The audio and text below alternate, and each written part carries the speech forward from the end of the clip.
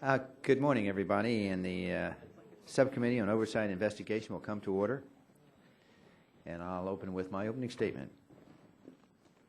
Ladies and gentlemen, this past January, President Obama issued Executive Order 1356-3 to improve regulations and the regulatory review process, noting that our regulatory system, quote, must protect public health, welfare, safety, and our environment while promoting economic growth, innovation, competitiveness, and job creation, end quote. With job creation and the nation's economic recovery the focal point, the subcommittee has sought to get a clear understanding of agency regulatory action under this administration. Today, in our 7th hearing in this effort, we will examine the EPA's regulatory planning, analysis, and major actions taken. While we agree with the principles outlined in the executive order, we are disappointed that EPA does not seem to have followed those principles. Time and time again, over the last 3 years, we have seen the EPA issued oppressive new regulations that have dramatically raised the cost of doing business in the United States and indeed have driven numerous American companies out of business altogether. The EPA is unquestionably an important public health regulatory agency which has contributed to the tremendous improvements in clean air, safe drinking water, and environmental quality over the past 40 years. It is also an agency that wields tremendous influence over the essential ingredients of economic recovery, the cost of manufacturing, construction, and power production, the reliability of energy, the certainty of future rules and standards in the decisions that drive the nation's commerce. Since the beginning of this administration, EPA has issued or proposed a number of large, complex, and expensive rules. The pace of these rulemaking is such that it is not always clear EPA has fully considered or fully informed the public about the potential negative consequences of its actions on the United States economy, job creation, and our ability to compete with countries around the world. Now consider the decisions in the first weeks of the administration to pursue an endangerment findings for greenhouse gases. This formed the regulatory predicate for setting fuel efficiency standards for cars and trucks, an EPA estimated cost of about $60 billion. The President announced the prospect of this new regulation at a Rose Garden ceremony. But there was no public discussion about the fact that the new regulation also would have automatically triggered new permitting requirements required by the Clean Air Act for all stationary sources of greenhouse gas emissions. These permitting requirements meant that 82,000 stationary sources annually would need to obtain pre-construction permits. Another 6.1 million sources would need to obtain operating permits. EPA estimated that absent a rulemaking to exempt the majority of these sources, the permitting cost alone would be $193 billion over just a 3-year period. The cost of ceasing operations or not initiating new projects was never taken into account. To avoid this absurd and self-imposed economic calamity, EPA issued, quote, tailoring rules to exempt most but not all sources, but left open the possibility of sweeping more entities into the new permitting regime at a later date. This affects the entire U.S. economy as the future of greenhouse gas permitting exists under a cloud of uncertainty. Now, in another case, in January 2010, EPA chose to reconsider ground-level ozone standards set just recently in 2008. Although the proposed standards would potentially sweep vast areas of the nation into non-compliance and cost upwards of $90 billion per year, the agency sought to rush and issue final standards in just 8 months. The agency missed that deadline, but was still promising to issue final standards until the President himself, recognizing that issuing such a rule would cause him severe electoral problems in the next election, recently requested that the administrator refrain from issuing the ozone rule at this time. The President is on board, however, with issuing onerous new regulations in 2013 after the election. Just yesterday, this committee reported legislation to provide adequate time for EPA to develop standards for hazardous air pollutants for boilers and cement plants, after it became apparent that EPA's complex and admittedly rushed rulemaking results in requirements simply unachievable in the real world. Under the Clean Air Act, the Resource Conservation and Recovery Act, and various other statutes, EPA appears to be rushing forward with rulemakings that just don't make sense for those who know what it takes to implement them and those concerned with ensuring we simply have a vital economy. It does not appear that the President's stated priorities for thoughtful, transparent, and sound rulemaking have taken hold at the EPA. I'm particularly interested in learning about EPA's future regulatory plans and how the cumulative impact of its rules inform its planning. Does EPA consult adequately with other agencies?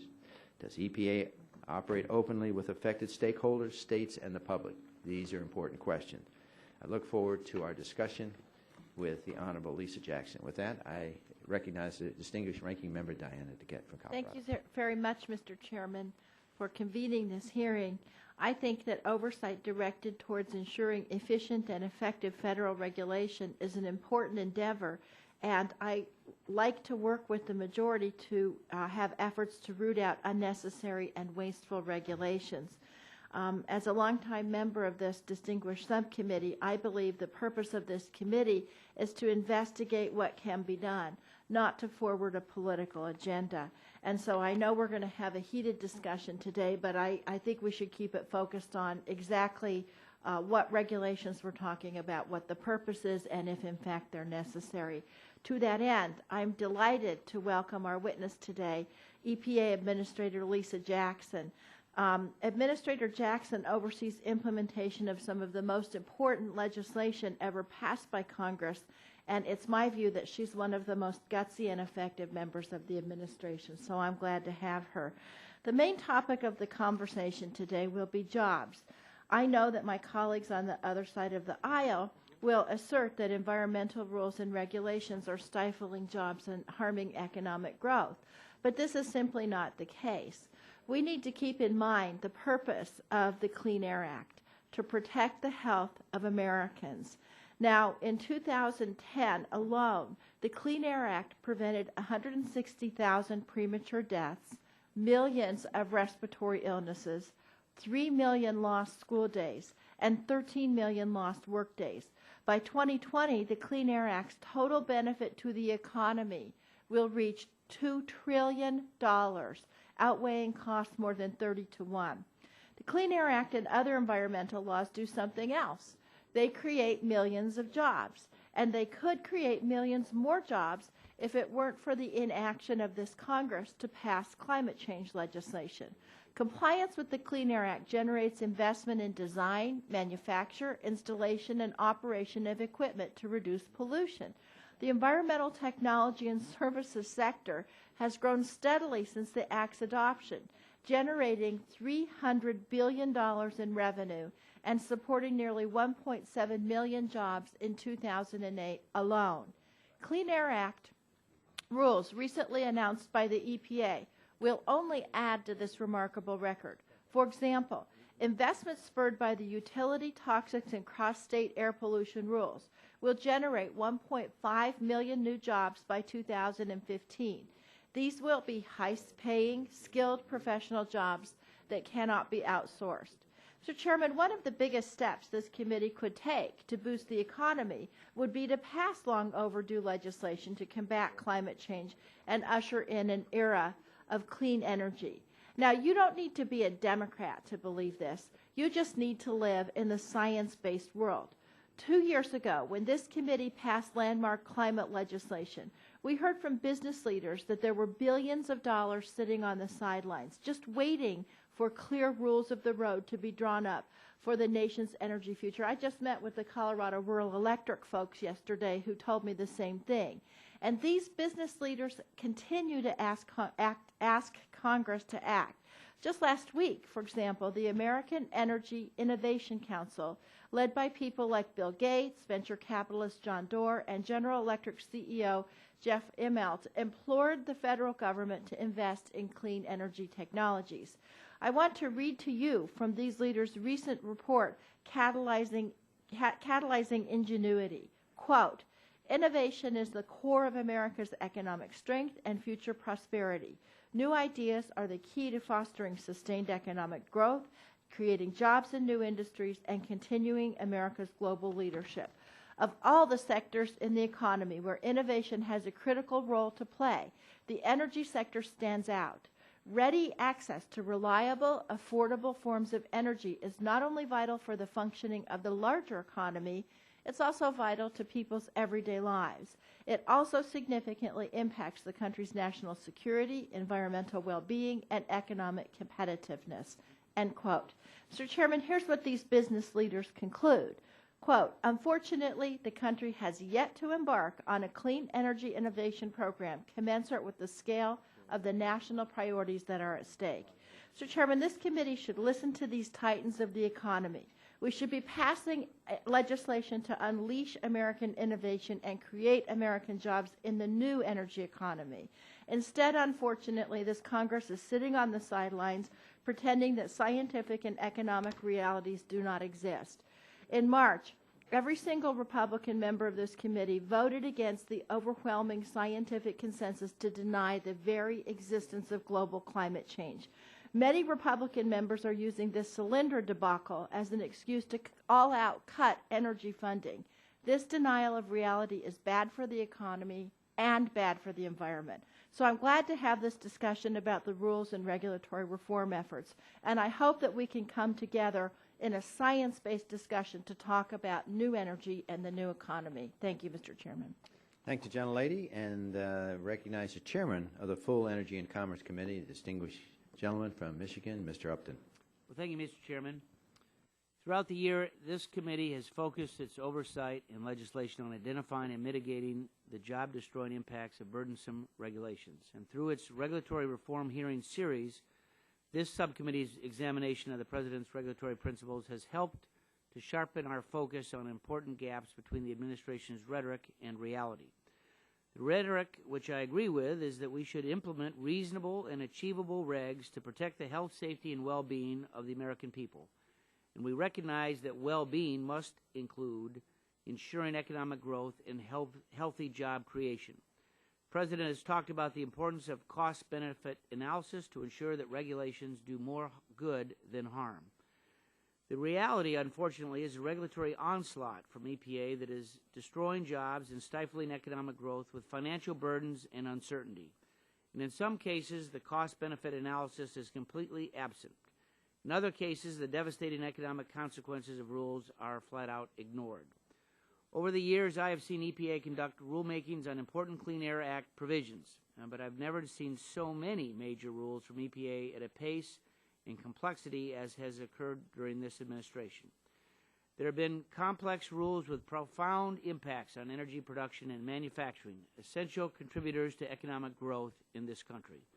In some cases, such as the boiler and cement rules, we have regs that are technically unachievable because EPA appears to be doing too much too fast. In other cases, the agency lays out rapid and changing deadlines and makes alterations to the rulemakings that raise questions about regulatory judgment and decision-making in the first place. We want the EPA and the administration to comply with its own principles as outlined in the President's executive order on regulation. Today, we're going to hear directly from Administrator Jackson to learn just what steps she plans to take to ensure that these actions will match the administration's regulatory rhetoric.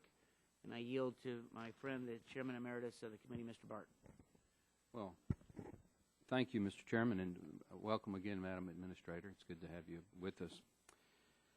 There are many things that are ailing our country right now, Madam Administrator, and it seems that your agency appears to be at ground zero of a fair number of them.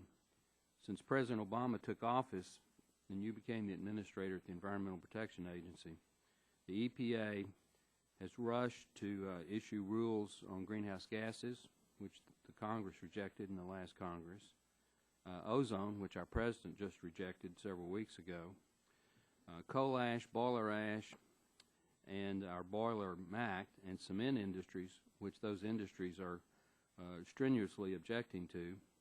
In my home state of Texas, last year the EPA revoked the flexible air quality permit rules that had been in place for almost 20 years, starting with President Clinton. And just recently, the EPA announced a cross-state air pollution rule where Texas, which wasn't even included in the rule 6 months ago, is expected to assume somewhere between 25 and 40% of the reductions. This is somewhat puzzling since our monitors indicate that we're in compliance, and it's an EPA model that seems to indicate that in certain states there might be a problem. The cost of all these rules is in the billions of dollars annually, resulting in thousands of jobs lost. Just last week in my state, in my congressional district, a company that is subject to the cross-state air pollution announced the closure of 2 mines and reduction or closure of 2 power plants that in my district alone is probably going to cost in the order of magnitude 1,000 jobs. We have a president who says that we need to create jobs, not destroy jobs. We have a president who says we need a regulatory environment that has a cost-benefit analysis. And yet your agency, the EPA, seems to ignore these admonitions. It's as if there is some evil genie at the EPA that is bound and determined to put every regulation possible on the books as soon as possible, regardless of the economic consequences. I hope today, Madam Chairwoman, Madam Administrator, that we can get into some of these specific rules. We have a number of very specific questions that we want to ask, and as always, we look forward to having you answer them and tell us where your agency is. With that, I yield back. Gentleman yields back. There are 3 seconds. Dr. Burgess, you want to take 5, 10 seconds? Well, yeah, let me just submit my entire opening statement to the record, but I do want to remind the administrator, as we have had to remind every cabinet secretary, every head of the federal agencies, that although you work for the executive branch, Congress is a co-equal branch of government. When we ask for stuff, you need to produce it. We have been stonewalled in this committee over and over again, and those days have to stop because the American people are asking serious questions. They want answers, and it's up to this committee to get those answers for them. Now, and I thank the gentleman. And now we recognize the... Mr. Chairman, before you recognize me, I'd like to ask the gentleman from Texas to provide for us examples of where you think EPA is stonewalled. Not now, but for the record, because this statement has been made, and I'd like to see verification for it. It's particularly been on the Title 42 regulations, and I've asked these questions. I'd like to see documentary information. The gentleman from California is recognized for his opening statement for 5 minutes. Thank you, Mr. Chairman. This hearing is our 7th hearing on regulatory reform, and we'll be told by our colleagues across the aisle, EPA needs to do a better job. We'll hear them say they need to better analyze regulations before finalizing them. They need to listen to concerns about their proposals before acting. But this hearing isn't really about regulatory reform. It's just a continuation of a long series of attacks on our environment and public health. This is the most anti-environmental House of Representatives in history. So far, this Congress, the House of Representatives, has voted again and again to block action to address climate change, to halt efforts to reduce air and water pollution, to undermine protections for public lands and coastal areas, and to weaken the protection of the environment in other ways. Mr. Chairman, my staff prepared a database last month on every anti-environmental vote taken in this Congress. The tally was 125. 125 votes to weaken the Clean Air Act and the Clean Water Act, to make our drinking water less safe, to weaken environmental standards in dozens of different ways. This is an appalling and dangerous environmental record. And it should come as no surprise that this record of anti-environmental votes shows little concern for crafting well-analyzed policy that takes the views of all stakeholders into account.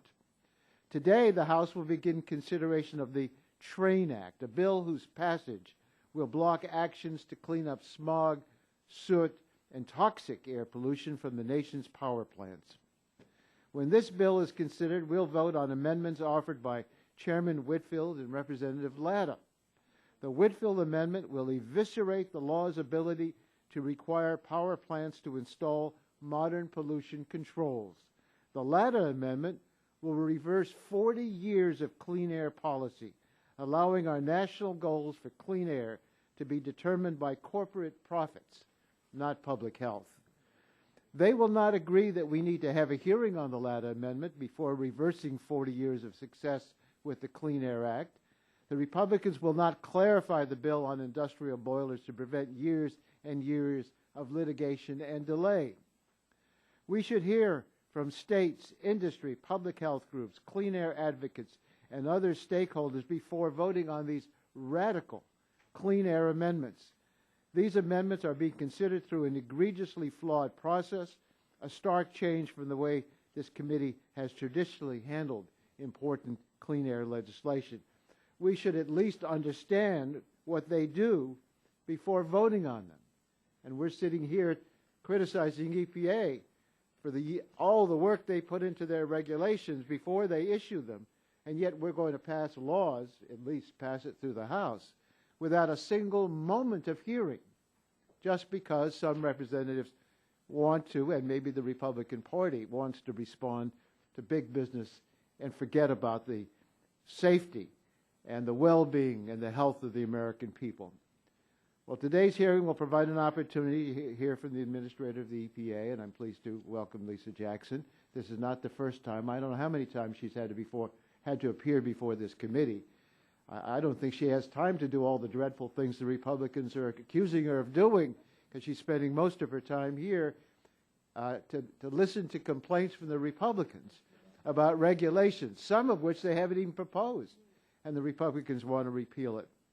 I will ask the administrator about the Whitfield and the Latta amendments and how dangerous they are to the American people. That will serve as some opportunity to examine these issues, and it will give us an opportunity to hear from the EPA administrator of the impacts of the entire Republican anti-environment agenda. Mr. Chairman, I want to, you want some time? I have a minute left if any of my Democratic colleagues. Ms. Schakowsky, I yield the balance of my time to you. Well, here we are again, and I want to reiterate just a bit what Representative Waxman has said. Clearly, we are witnessing the most anti-environment House of Representatives in American history. My colleague from Texas, the former chairman of this committee, was citing some of the things that have happened in Texas as a reason to undo some of the regulations that you proposed. But I just wanted to point out that under Governor Rick Perry's tenure, Texas has become far and away the nation's largest CO2 emitter. If Texas were its own country, as Mr. Perry has advocated in the past, it would be the 8th biggest polluter in the world. So it is high time that the Environmental Protection Agency continued in what has been a bipartisan tradition of protecting our environment, of protecting the health of Americans, and by the way, not destroying jobs in any way, but creating an opportunity for new 21st century clean jobs. And I yield back. Gentlelady yields back. Time Would the has gentlelady expired. yield to the Her, former all her time has expired, so we're going to move now to swear in the Madam Administrator. Madam Administrator, you're aware that the committee is holding an investigative hearing, and when doing so has had the practice of taking testimony under oath. Do you have any objection to taking testimony under oath? No. The chair then advises you that under the rules of the House and the rules of the committee, you are entitled to be advised by counsel. Do you desire to be advised by counsel during your testimony today? In that case, if you please rise and raise your right hand, I will swear you in. Do you swear that the testimony that you are about to give is the whole truth and nothing but the truth, so help you God? You are now under oath and subject to the penalties set forth in Title 18, Section 1001 of the United States Code. You may now give a 5-minute summary of your written statement. Please begin. Thank you. Chairman Stearns, Ranking Member DeGette, and members of the subcommittee. I appreciate the opportunity to be here today to testify on the Environmental Protection Agency's regulatory process. It is a priority of the EPA and of this administration to ensure that our regulatory system is guided by science and that it protects human health and the environment in a pragmatic and cost-effective manner. One means by which this administration has made this priority clear is through Executive Order 13563, which includes a directive for federal agencies to develop a regulatory retrospective plan for periodic review of existing significant regulations. Under that directive, EPA has developed a plan which includes 35 priority regulatory reviews. Recent reforms, already finalized or formally proposed, are estimated to save up to $1.5 billion over the next 5 years. But let me be clear. The core mission of the EPA is protection of public health and the environment. That mission was established in recognition of a fundamental fact of American life. Regulations can and do improve the lives of people. We need these rules to hold polluters accountable and keep us safe. For more than 40 years, the agency has carried out its mission and established a proven track record that a healthy environment and economic growth are not mutually exclusive. The Clean Air Act is one of the most successful environmental laws in American history and provides an illustrative example of this point. For 40 years, the nation's Clean Air Act has made steady progress in reducing the threats posed by pollution and allowing us to breathe easier. In the last year alone, programs implemented pursuant to the Clean Air Act amendments of 1990 are estimated to have saved over 160,000 lives, spared Americans more than 100,000 hospital visits, and prevented millions of cases of respiratory problems, including bronchitis and asthma. Few of the regulations that gave us these huge gains in public health were uncontroversial at the time they were developed. Most major rules have been adopted amidst claims that they would be bad for the economy and bad for employment. In contrast to doomsday predictions, history has shown again and again that we can clean up pollution, create jobs, and grow our economy all at the same time. Over the same 40 years since the Clean Air Act was passed, the gross domestic product of the United States grew by more than 200%. Some would have us believe that job killing describes EPA's regulations. It is misleading to say that enforcement of our nation's environmental laws is bad for the economy and employment. It isn't. Families should never have to choose between a job and a healthy environment. They are entitled to both. We must regulate sensibly, in a manner that does not create undue burdens and that carefully considers both the benefits and the costs. However, in doing so, we must not lose sight of the reasons for implementation of environmental regulations. These regulations are necessary to ensure that Americans have clean air to breathe and clean water to drink. Americans are no less entitled to a safe, clean environment during difficult economic times than they are in a more prosperous economy. As President Obama recently stated in his joint address to Congress, what we can't do is let this economic crisis be used as an excuse to wipe out the basic protections that Americans have counted on for decades. We shouldn't be in a race to the bottom where we try to offer the worst pollution standards. Thank you for the opportunity to testify, and I look forward to your questions.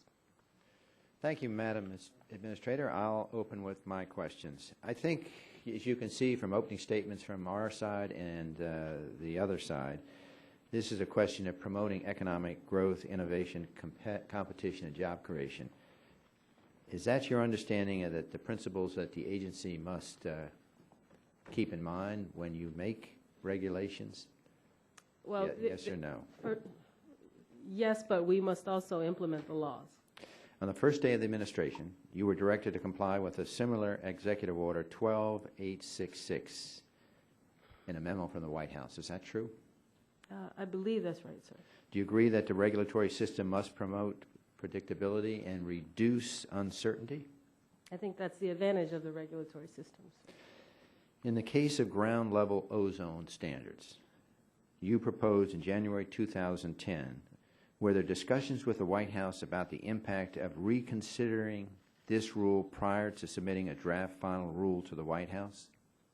I'm sorry, I didn't understand the question, sir. Okay, in January 2010, when ground level ozone standards were proposed, was there discussion between you and the White House about simply the impact of what these would be on this country? The proposal went through White House interagency and interagency review. Did you meet and participate in discussions with the White House on those ozone standards? I'm sure that staff in preparation You and in the personally? interagency review did. Did you personally meet with the White House? On the proposed package in January of 2010, not to my recollection. Okay. So. If you recollect differently, if you'd be kind enough to submit to this committee who participated in those discussions, that would be helpful. Was there any reaction from the White House on the proposed ozone standards that were being proposed in January 2010? Do you recollect what the reaction was in the White House? The fact Did that the anyone in the White proposal House went say- out shows that it cleared interagency review and was signed by me for public review. So you assume the White House was on board fully? I don't assume anything, sir. I'm giving you the facts as I know them. Okay, so you're saying the White House reaction, as much as you know them, were supportive? The agency exercised its discretion to make rulemaking after an interagency review that was conducted by and led by the White House. I think there's a Chief of Staff memo, which you cited yourself in the proposed ozone reconsideration as rationale for that reconsideration that was ultimately done. It did not direct any agency to reconsider the regulations that were being finalized, published. Did you consult with the White House before you decided to reconsider the 2008 ozone standard? That's the same question you asked before about the proposal, sir. Okay. So my answer is the same. Okay. 3 weeks ago, the White House requested that you reconsider issuing the ozone rule, noting that the rule would not comport with the President's executive order and that our regulatory system must promote predictability and reduce uncertainty. Did you agree with the White House decision? I respect the decision and I've implemented it. Did you personally agree with it? Well, I don't think it's a secret that that the recommendation we sent over and the package that we sent over was something different. Yeah. And the reason why you disagreed with the White House is because you felt, was it that the standards you thought were imperative to be implemented? Can you give us your rationale why you still feel strongly that the ozone standards should be? Sir Chairman, you're putting words in my mouth about what I feel, and my feelings aren't I'm helping actually you out. germane here. Okay. So at this point, all right. What changed between the time you proposed regulation in January 2010 and September 2011 to warrant reconsideration in your mind, if you went along with them? I mean, here you're the administrator. You have strong feelings on this. You don't agree with the President. You're going ahead with it. Can you make some kind of rationale why you're going ahead with it now? I'm trying to understand it. Well, the facts are that in between those two time periods, the President requested that we reconsider and do the reconsideration in light of new data that will come out such that that reconsideration will happen in 2013. And what is that new data?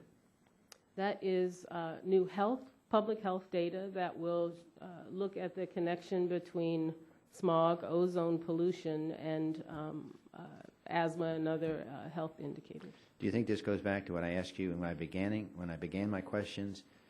Your idea is, my idea is, the agency has a responsibility to promote economic growth, innovation, competition, and job creation. Do you think that was part of the reasons why the President relaxed the standard on ozone standards? Well, both the letter from Cass Sunstein and the President's statement explain his rationale, and they speak for themselves. Did the White House propose this to you any other time than just recently? Propose what, sir? Relaxation of the ozone standards? No, That was the first time that came to you. That was the first time they came to me. The President's actions and his statement and the letter from Mr. Sunstein was the official record of what happened with respect to that package. All right, my time has expired. The gentlelady is recognized. Thank you very much, Mr. Chairman. Administrator Jackson, let me try to clear up some of the questioning forward. So I'm wondering if you can tell us now, sitting here today, about the next steps you're going to be taking to ensure that states and localities have clear direction on what they should be doing with regard to ozone standards. I think it's important you clarify what you're going to be doing next. Yes, ma'am. So we are going to proceed with the regular review in 2013, but simultaneously, we are legally required to implement the standard that is on the books. The standard that is on the books now is the 2008 standard. It is 75 parts per billion, and EPA will be notifying states in the days ahead of the path forward in implementing that standard. So what you're saying is it's the intention going forward that the EPA will enforce a 75% parts per million standard, the same as the Bush administration 2008 standard. Is that correct? That's right. That's the legal standard on the books. Okay. And can you assure us that states and localities will have sufficient time to meet those 2008 standards? We will do it in a common sense way, minimizing the burden on state and local governments. Thank you. Now, Administrator Jackson, the chairman was asking you about what the process is within the EPA about promulgating rules. And the EPA considers not just the effect on human health, but also the economic effect per the executive order that he was talking about, correct? That is right. Our rules have always, at least as long as I've been there, considered costs and benefits of rules. So, you know, one of the things that frustrates me and others is this sort of Sophie's choice that's been articulated that I don't think is true, that you either have to have jobs or high environmental standards. And I want to talk about the Clean Air Act, since we're talking about the Clean Air Act as an example. Since the Clean Air Act was signed in 1970, toxic air pollutants have gone down by 60% and saved hundreds of lives. And so that's the main goal of the Clean Air Act, correct? The Clean Air Act's goal is to clean up the air and therefore make people healthier. Right. But in addition, the economy has grown since the Clean Air Act was promulgated. Is that correct? That's right. GDP has grown over 200%. So GDP has grown over 200% since the Clean Air Act's passage, correct? That's correct. Okay. Also, can you talk to us about the effect of the Clean Air Act on job creation? Certainly. There have been numerous studies that show that the Clean Air Act has actually helped foster and grow a pollution control industry in this country that actually exports its innovations and technologies and, of course, puts them to work here on the ground. When we ask someone to spend money, millions or even billions, on pollution control, those are jobs that are generally produced here, everything from engineers to designers to welders to boilermakers. And in fact, I read a study that said just in 2008, all of those things generated $300 billion in revenue and supported nearly 1.7 million jobs. I talked about that in my opening. Are you aware of that study as well? That's the series study. Yes. Correct? Yes, ma'am. Mm-hmm. Now, I also read a study from the University of Massachusetts that estimated that EPA's utility toxics and cross-state air pollution rules would generate 1.5 million new jobs by 2015. Are you familiar with that study? Yes, generally. Okay. And what kind of jobs will compliance with those regulations create? Those regulations require companies to invest in pollution control, scrubbers or selective catalytic reducers. They're everything from working with steel workers or pipe fitters or engineers, designers, those who actually install and operate pollution control equipment or those who retrofit equipment. And their jobs, because it's the utility industry, it's the energy industry, it has to be done here. It's something that we have to do here to invest in ourselves. Here in the United States. That's right. Thank you. Thank you very much, Mr. Chairman. Gentlelady's time expired. The gentleman from Texas, Mr. Barton, is recognized for 5 minutes. Thank you.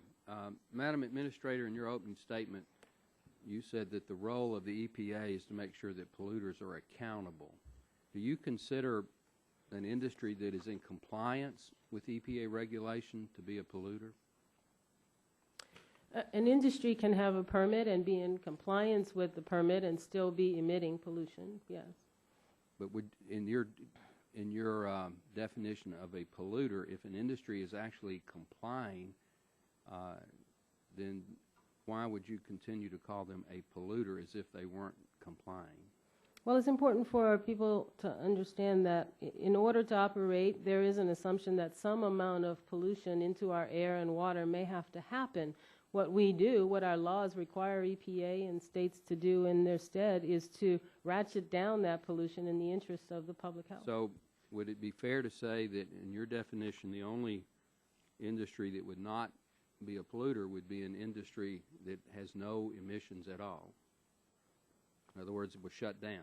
If you don't emit pollution, then you are not a polluter. That is not to say that the emission of some amount of pollution is not permitted. That is the regulatory process. Let me rephrase the question, Madam. Is it the goal of the EPA to get to zero emissions, i.e. basically shut down the U.S. economy? Of course not, sir. Okay, that's the right answer. You have appeared before this subcommittee and the full committee a number of times this year, and in at least two of those instances I have asked you to document some of these health benefits that EPA spokespersons and yourself continue to allude to as a reason for these new regulations. Unless your agency supplied them to my office last night or this morning, we've yet to receive them. Could you encourage them to actually give us the documents that document these repeatedly referred to health benefits? Well, sir, I will say that the regulatory packages that we prepare include significant documentation of both the benefits and the cost of You're not answering my question. I don't think they exist. You don't think health benefits from clean air exist? No, I think health benefits from clean air do exist. I don't think some of these documents that you refer to exist. Are you to complied with the request to submit them? Sir, I will check on any requests for outstanding documentation, but I would also refer you to the packages. I'm giving you a request right now. I've given you respectfully request almost every time you have appeared before the subcommittee or the full committee. And, you know, when you look in the footnotes of some of these proposed regulations, they refer to studies that are 10 to 15 years old, usually very small studies, usually studies that are independent with no real peer-reviewed verification. And then we get these, you know, these huge cost-benefit comparisons, and in true science, you actually document what's going on. That does not appear to be the case at your EPA. And if they exist, then send them to us. I disagree, but I will check again to see what else may be outstanding from your request, respectfully. All right, let me make a comment on what Chairman Waxman said in his opening statement, that we have voted 125 times to weaken environmental regulation in this Congress. That's not true. There is a difference between voting to actually change or reduce an existing standard and voting to delay or slow down or at least review a proposed standard. This Congress has asked and voted to delay, review, go back and check on regulations, but I'm not aware that we have voted to actually change or weaken any standard that's already in effect. And I think that is a distinction that's worth noting.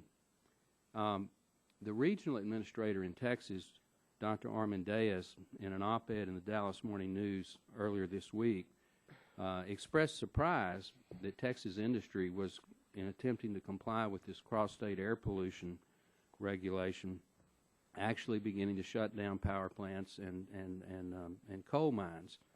He said in his op-ed that the EPA had reached out numerous times and tried to consult with and interact with the affected industries. Could you provide logs of those meetings, emails, and telephone conversations to actually document the regional administrator's assertion that he had been trying to work with the industries in Texas, because when I check with the industry, they say that they have had almost no interaction and were absolutely blindsided by the inclusion of Texas in the cross-state air pollution rule at the very last moment with no ability to impact the regulation. Sir, I'm happy to provide it. I would also just point you to the record of the cross-state air pollution reg rule, where EPA specifically took comment and received comment from Texas industries and Texas regulators about Texas's inclusion in both the summer. After the fact. No, sir, during the public comment period. They couldn't have, because Texas wasn't included in the rule. Sir, There is a one-paragraph mention of Texas possibly be including at some future point.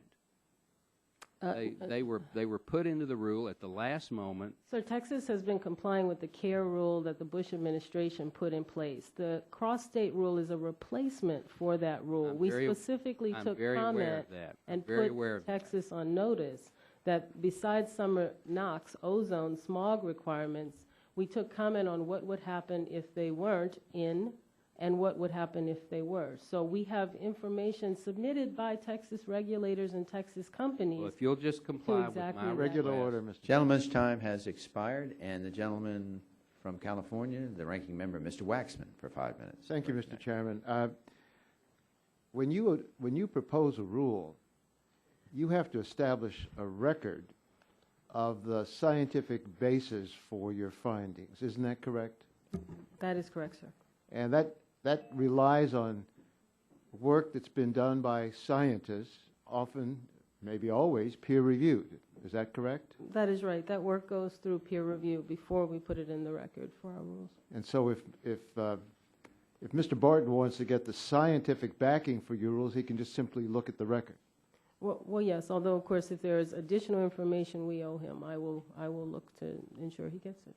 Well, I've talked to Mr. Barton, and there's, as I understand it, a lot of scientific research that has been peer-reviewed on the question of the impact of carbon emissions, global warming, climate change, and yet Mr. Barton doesn't believe in the science, nor does anybody else on the other side of the aisle. They've all voted that they reject the idea that science has come up with this conclusion, and they reject the science as well. We hear about job-killing regulations, and I haven't seen anybody substantiate the job-killing part of the regulations, but we know that a lot of this pollution kills people, and we have that well documented. Isn't that an accurate statement? That is accurate, sir. I'd like to ask you about the Train Act, which will soon be debated on the House floor. Matter of fact, today. Would the gentleman yield on No, I won't. I only have a limited time. I'd like to the see bill reported from the one documented just one. No, Mr. Regular Chairman, order, regular order. I want to ask you recognized. about the amendment that's going to be offered by Mr. Whitfield. The bill reported from the committee would indefinitely delay critical public health protections to reduce soot, smog, mercury, and other toxic air pollution from power plants. But the Whitfield floor amendment goes much further. It would nullify EPA's final cross-state air pollution rule and proposed mercury air toxics rule, and it requires EPA to start from scratch on both rules, which have already been years in the making. Administrator Jackson, how long have we been waiting for old, uncontrolled power plants to finally clean up, and how do these power plants compare with other sources of pollution? The 1990 amendments to the Clean Air Act first called for power plant toxics from power plants to be addressed. The good neighbor provisions in the rule, I believe, were added then as well, which is the basis for the cross-state air pollution rule. Power plants are the largest emitters in our country of soot and smog and mercury, and for that reason, prior administration, the Bush administration, tried to address through the Clean Air Interstate Rule and the Clean Air Mercury Rule, rules that were later overturned in court because they did not comply with the law and did not do an adequate job. The Whitfield Amendment would ensure that power plants would not have to control toxic air pollution for at least 7 years or reduce sulfur dioxide and nitrogen oxide for at least 8 years. And those are minimum delays because the amendment would eliminate all Clean Air Act deadlines for the rules. In addition to these delays, the Whitfield Amendment changes the underlying Clean Air Act authorities for the rules. I'm concerned that these changes would block EPA from ever reissuing the rules. For air toxic, the Whitfield Amendment replaces the Clean Air Act's proven standard-setting criteria with an entirely new approach for power plants that appears to be completely unworkable. It requires EPA to set standards based on the 12% of power plants that are best performing in the aggregate for all toxic pollutants. Administrator Jackson, this would require you to decide whether a plant that emits more neurotoxins but less carcinogens is better or worse performing than a plant that emits more carcinogens but less neurotoxin. Is there any scientific basis for you to make such a decision, and how is such a decision likely to fare in the courts? Well, sir, I think it would weaken and possibly destroy our ability to ever address those toxins, toxic pollutants, because that's not the way they work in our body. It's, you know, those pollutants all act together, and we have good science that documents the health effects of mercury and arsenic and lead and hydrochloric acid, but to try to pick between one or the other, I fear would simply make the rules subject to being overturned, and we would not get those protections. This amendment would change the criteria for addressing pollution that is generated in one state but is blown by the wind and causes unhealthy air quality in a downwind state.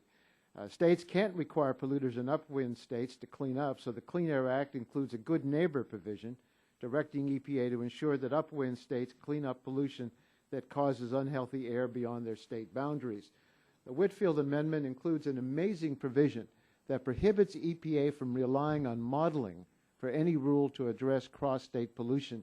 Administrator Jackson, if EPA can't rely on modeling, what effect would this have on the agency's ability to issue another cross-state pollution rule to address ozone and particulate problems in downwind states?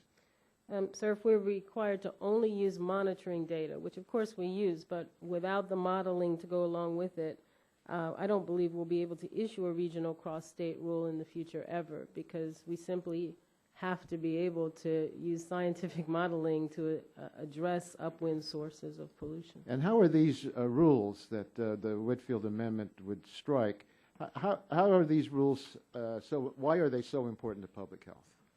Well, I think looking at the mercury rule, for example, we talk about 6,800 to 17,000 avoided premature deaths a year once implemented, 120,000 avoided asthma attacks per year. The cross-state air pollution, $120 to $280 billion in benefits, which represent 13,000 to 34,000 avoided premature deaths and 400,000 avoided asthma attacks. Gentleman's time has expired. Mr. Chairman, I want to say that Mr. Barton characterized the report. I'd like to offer my report to be in the record, and that is the 125 in our tally votes to weaken the key. Without objection, so ordered.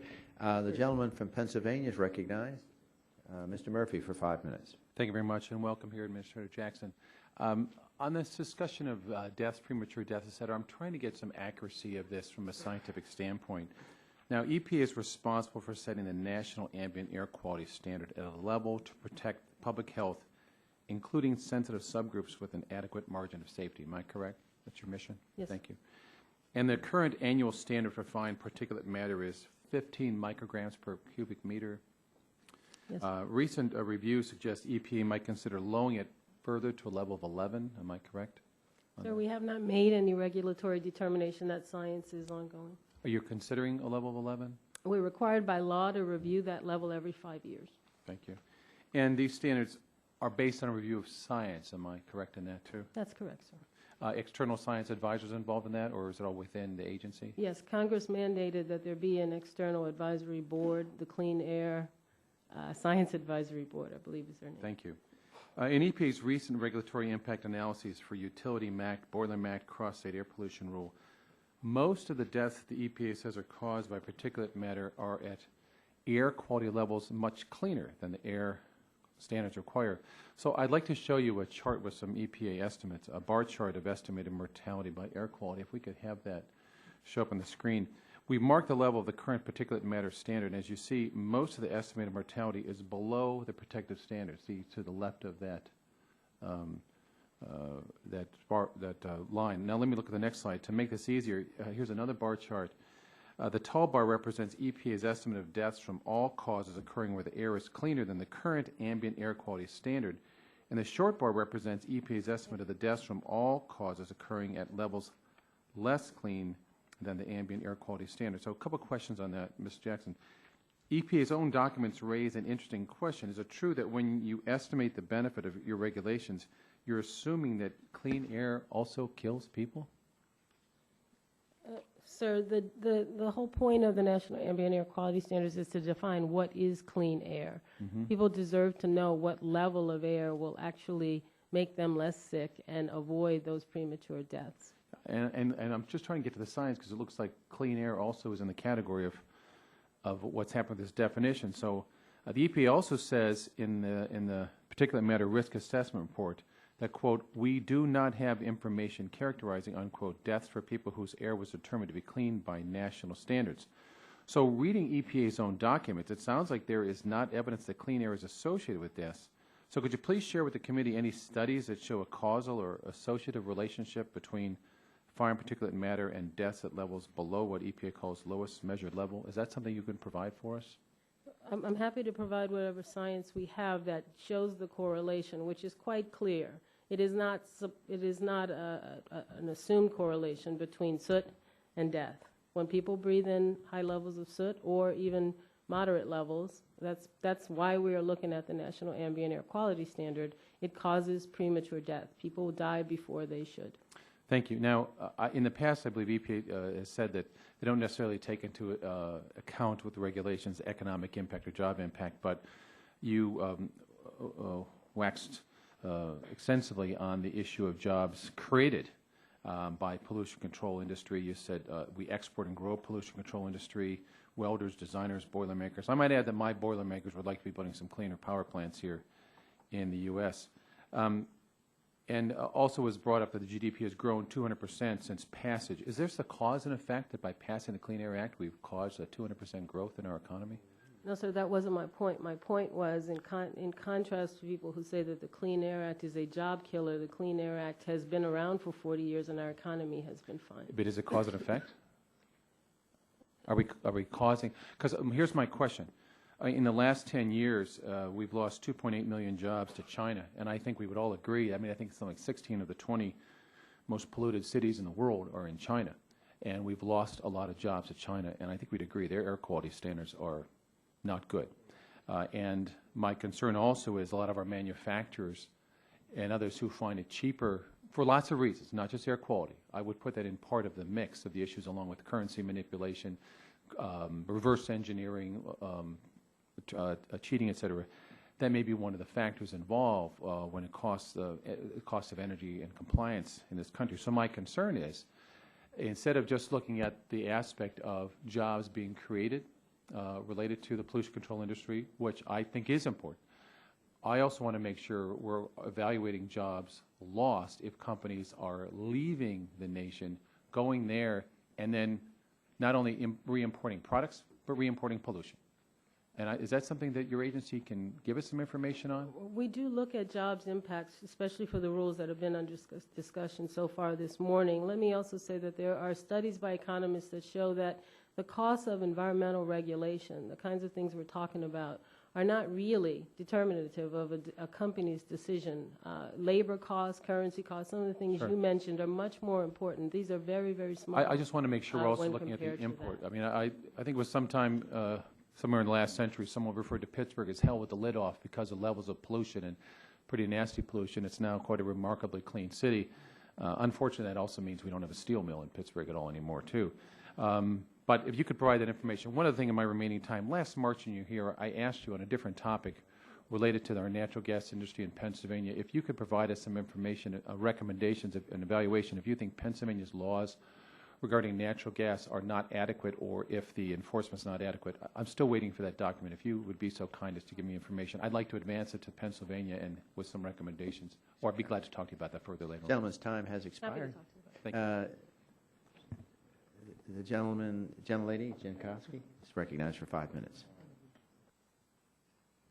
Thank you, Mr. Chairman. I would just like to suggest that the gentleman from Pennsylvania, I think, made a very good argument that when we negotiate trade agreements, that environmental concerns ought to be part of that we want to make sure that not only are we looking at the benefits or detriment to commerce, but that the world environment is also in those trade agreements. I wanted to get back to the mercury and air toxic rules that actually are being considered for overturning, essentially, or at least diminishing on the floor today. And there were actually, my understanding is, 800,000 comments in favor of those rules that were submitted, and wondered if you could respond to the reaction to those words, to the rules that were offered. Yeah, I can confirm the exact number for you, ma'am. But the idea of cutting mercury pollution is very popular with the American people, and most Americans are shocked when they find that power plants are allowed to emit unlimited amounts of mercury and other toxics like arsenic and lead into their communities. They want the power, of course, but they've even said that they understand that we need to invest to ensure we have clean power in our communities because they don't want their children exposed to toxic mercury. They don't want those impacts on their neurological development. And that's what I wanted to ask you about. If you could describe for us what are the public health consequences of what we're seeing today, the Republican efforts to kill this rule? Without doubt, if this rule is delayed or,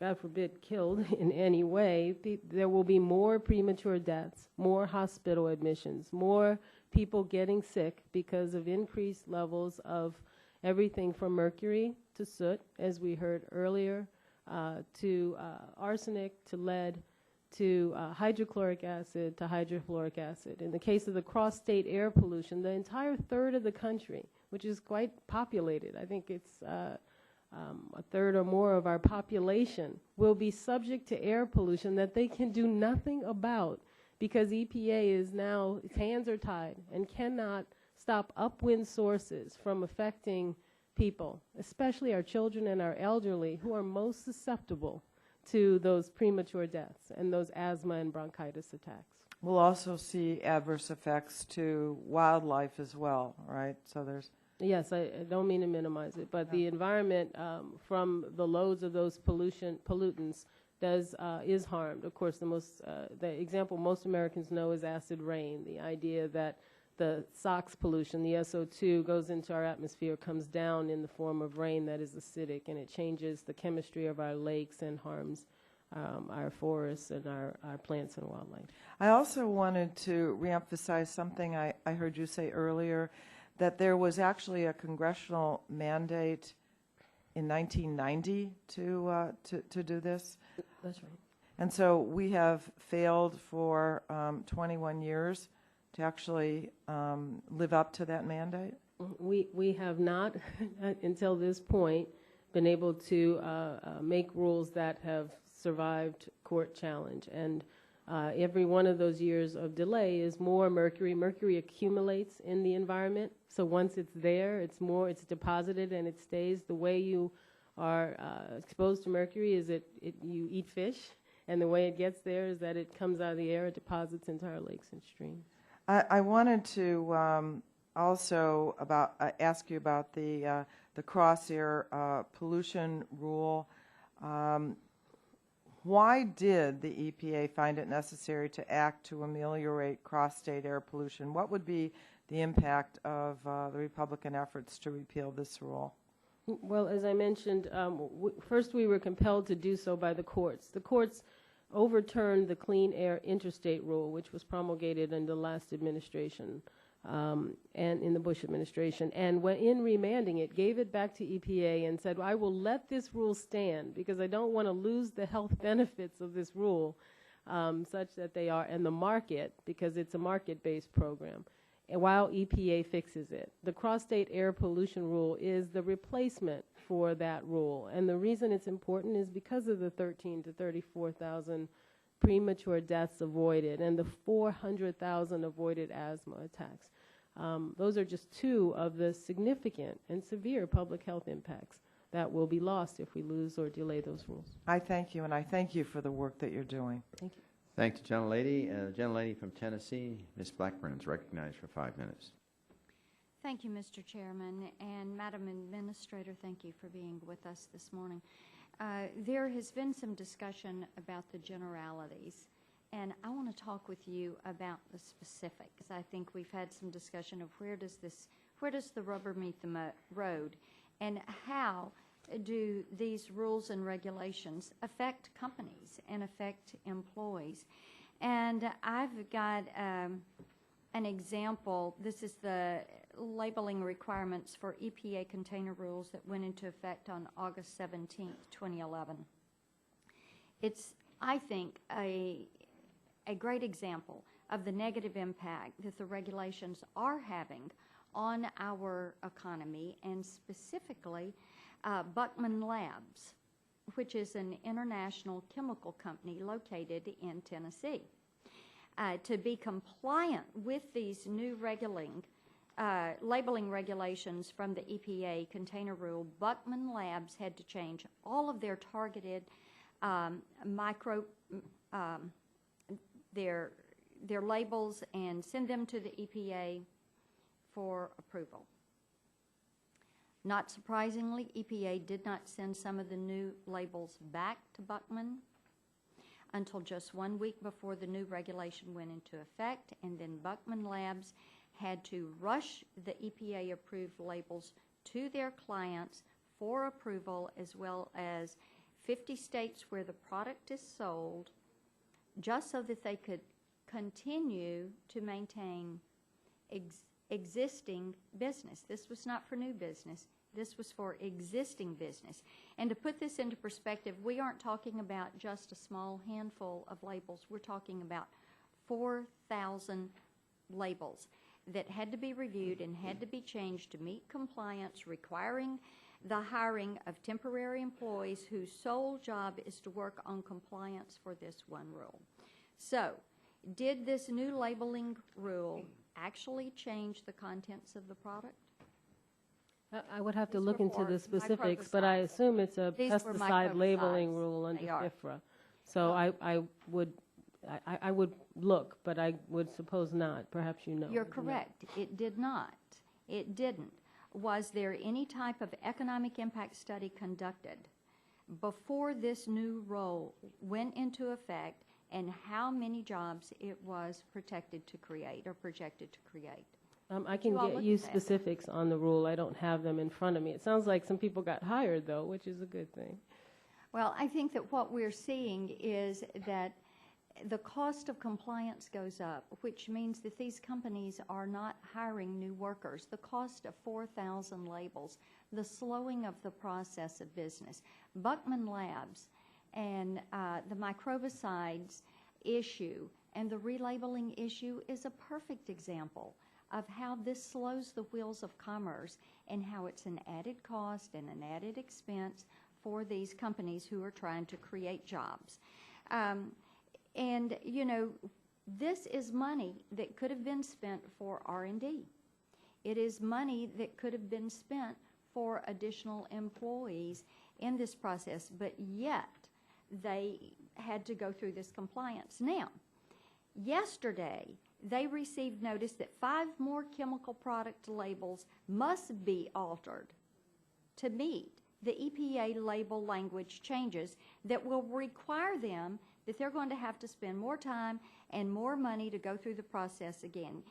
Can you see how the uncertainty, or do you have an understanding of how the uncertainty that your agency is causing is affecting the businesses that are in my state? Certainly, I would not argue that regulations and standard setting for safety and health don't have impacts on business, but we're happy to look at this specific issue, but remember that the pesticide laws and regulations are for the safety of the users of those pesticides. So Ms. whatever is Jackson, being put we are on the all label. for clean air, clean water, and a safe Thank you. environment. There is no argument about that. What we are looking at is the cost-benefit analysis of this. We are looking at the added burden, which in the case of Buckman Labs, it didn't change what the composition is. It didn't change any of the content. It was an added regulation. This is specifically the point. You know, if you can't argue about the fact that we are all for clean air, clean water, and a clean environment. What we are saying is the manner in which all of these new regulations, you have put out over nearly 1,000 new regulations since you all went in at the EPA. The cost to our small businesses now, Chamber of Commerce says, is about $10,000 per employee. The cost to families who are losing their jobs. We started our job creator listening sessions the first of the year and working with our small businesses and our employers in our district. The overreach of the EPA comes up regularly, and it is of concern to us. I yield back. Gentlelady, Dr. Christensen is recognized for 5 minutes. Thank you, Mr. Chairman, and welcome, Administrator Jackson. Let me just say before I ask my question that as a representative of a district with one of the highest concentrations of greenhouse gases, I really thank EPA for its continued support and help to the people of the Virgin Islands, and also as a member of a racial minority whose communities are often where some of the most polluting industries are placed, we thank you for your commitment to environmental justice. And I've had the opportunity to see you work and see how you always work towards solutions which protect health and safety while still ensuring and even stimulating economic growth in communities across the country. And the Congressional Black Caucus looks forward to recognizing your work this weekend. It's quite an honor. So despite, the agency's tremendous record when it comes to producing sensible regulations to protect the environment while stimulating innovation that drives economic growth, that's not what we're hearing from the other side of the aisle. Republicans on the committee and in the House appear to be living in an alternate reality when it comes to environmental regulation. For example, in a markup of legislation last week that would stymie your agency's efforts to protect the air we breathe and bring regulations implementing Clean Act into compliance with the law, finally after all this time, Representative Burgess suggested that EPA's Boiler Act rule would not provide, and I'm quoting here, would not provide one scintilla of improvement in the air we breathe. Ms. Jackson, your agency's rulemaking process for Boiler Act rule was extensive, and you issued a 232-page impact analysis. Is Mr. Burgess correct that the Boiler Act rule he promulgated would not improve air quality one scintilla? No, that's not correct. Okay. Would you care to elaborate any? Sure.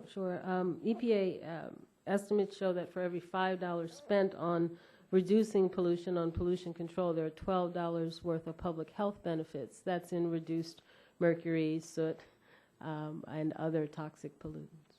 And, he's not alone in his refusal to accept scientific facts supporting EPA regulatory action. At a hearing at this committee earlier this year, former Chairman Barton spoke strongly against Clean Air Act regulations that would address dangerous emissions from power plants. And in opposing these regulations, he suggested that mercury emissions, which we've heard a lot about this morning, cause no threat to human health. You've spoken generally about the mercury, the impact of mercury and the fact that it's cumulative in the environment. Would you say something about the impact, especially on the health of children? Certainly, mercury, as I noted, is a neurotoxin. It affects developing brain cells, and it can affect those cells whether a child has been born or is still in the womb. And lowered IQ points are generally the way that mercury impacts are measured. Recently, EPA Science Advisory Board peer-reviewed data to show that those impacts are real. Thank you, Administrator Jackson. I believe it's our fundamental duty to protect our children against these dangers, and the only way to argue otherwise is really to ignore decades of science on mercury emissions. Unfortunately, denying basic scientific facts seems to become a requirement for the other side of the aisle serving on the committee. I don't have to remind you that in March of this year, every single Republican member of this committee voted to deny the very existence of global warming. So, Administrator Jackson, is there any legitimate scientific debate about the existence of global warming? Climate change, global warming has been reviewed by numerous scientific panels, and the results remain the same, which is that the climate is changing, and that human activities and particularly emissions of global warming gases, of climate-forcing gases, are a primary cause.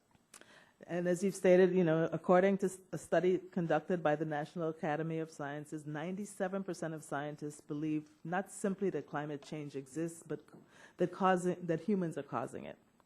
Notwithstanding that overwhelming scientific consensus, my colleagues on the other side are throwing in their lot with a handful of radical outliers in order to block meaningful governmental action to protect our children from rising temperatures, rising tides, and the devastating consequences.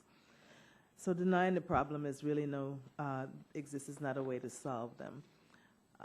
Let me ask one more question. Would reducing or terminating the, quote, lowest priority programs in accordance with the Accountable Government Initiative result in cost savings significant enough to justify the termination of those programs? I'd have to ask you to be a little bit more specific. We are certainly committed to making sure that we are as efficient as possible with our budget. And our budget is such that we can't fund every single program that we're actually required by law to implement. So we are making those kinds of hard choices right now. Thank you, and thank you for your testimony, and thank you for being here. Ladies, time has expired. The gentleman from Texas, Dr. Burgess, is recognized for 5 minutes. Thank you, Mr. Chairman. So much has been said on the other side that I need to refute, and yet there are some things that I need to get out here. First off, it would be of great help to me if you would provide us the actuarial data that you are using to support the statement that 13,000 to 34,000 lives would be lost if your regulations do not go forward. And then I would further ask the question, I'm sure you made the President aware of this. Does the President not care about the health of Americans by delaying the ozone rule? So the President can speak for himself, but I think his statement makes clear why he made the decision he made.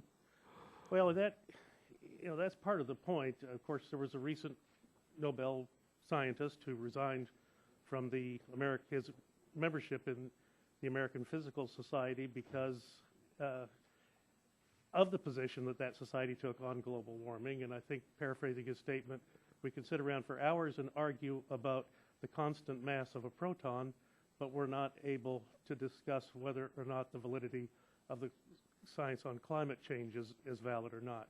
And, people of goodwill and good intention can disagree about things. And Chairman Waxman, Ranking Member Waxman, said that we don't believe in the science. Well, yeah, that's right. I believe in God. The science actually should be proven, and if it is true science, it should be provable, and that is what the argument is about. Now, let me ask you this, because it is important on this cross-state air pollution rule. It does affect Texas in a big way. We were faced with the possibility of rolling blackouts this last August because of the electricity usage during the month of August, and now we are told that with the introduction of the cross-state air pollution rule, in the time frame as provided by the rulemaking at the EPA, that 8 to 18 power plants may be shuttered on January 1st.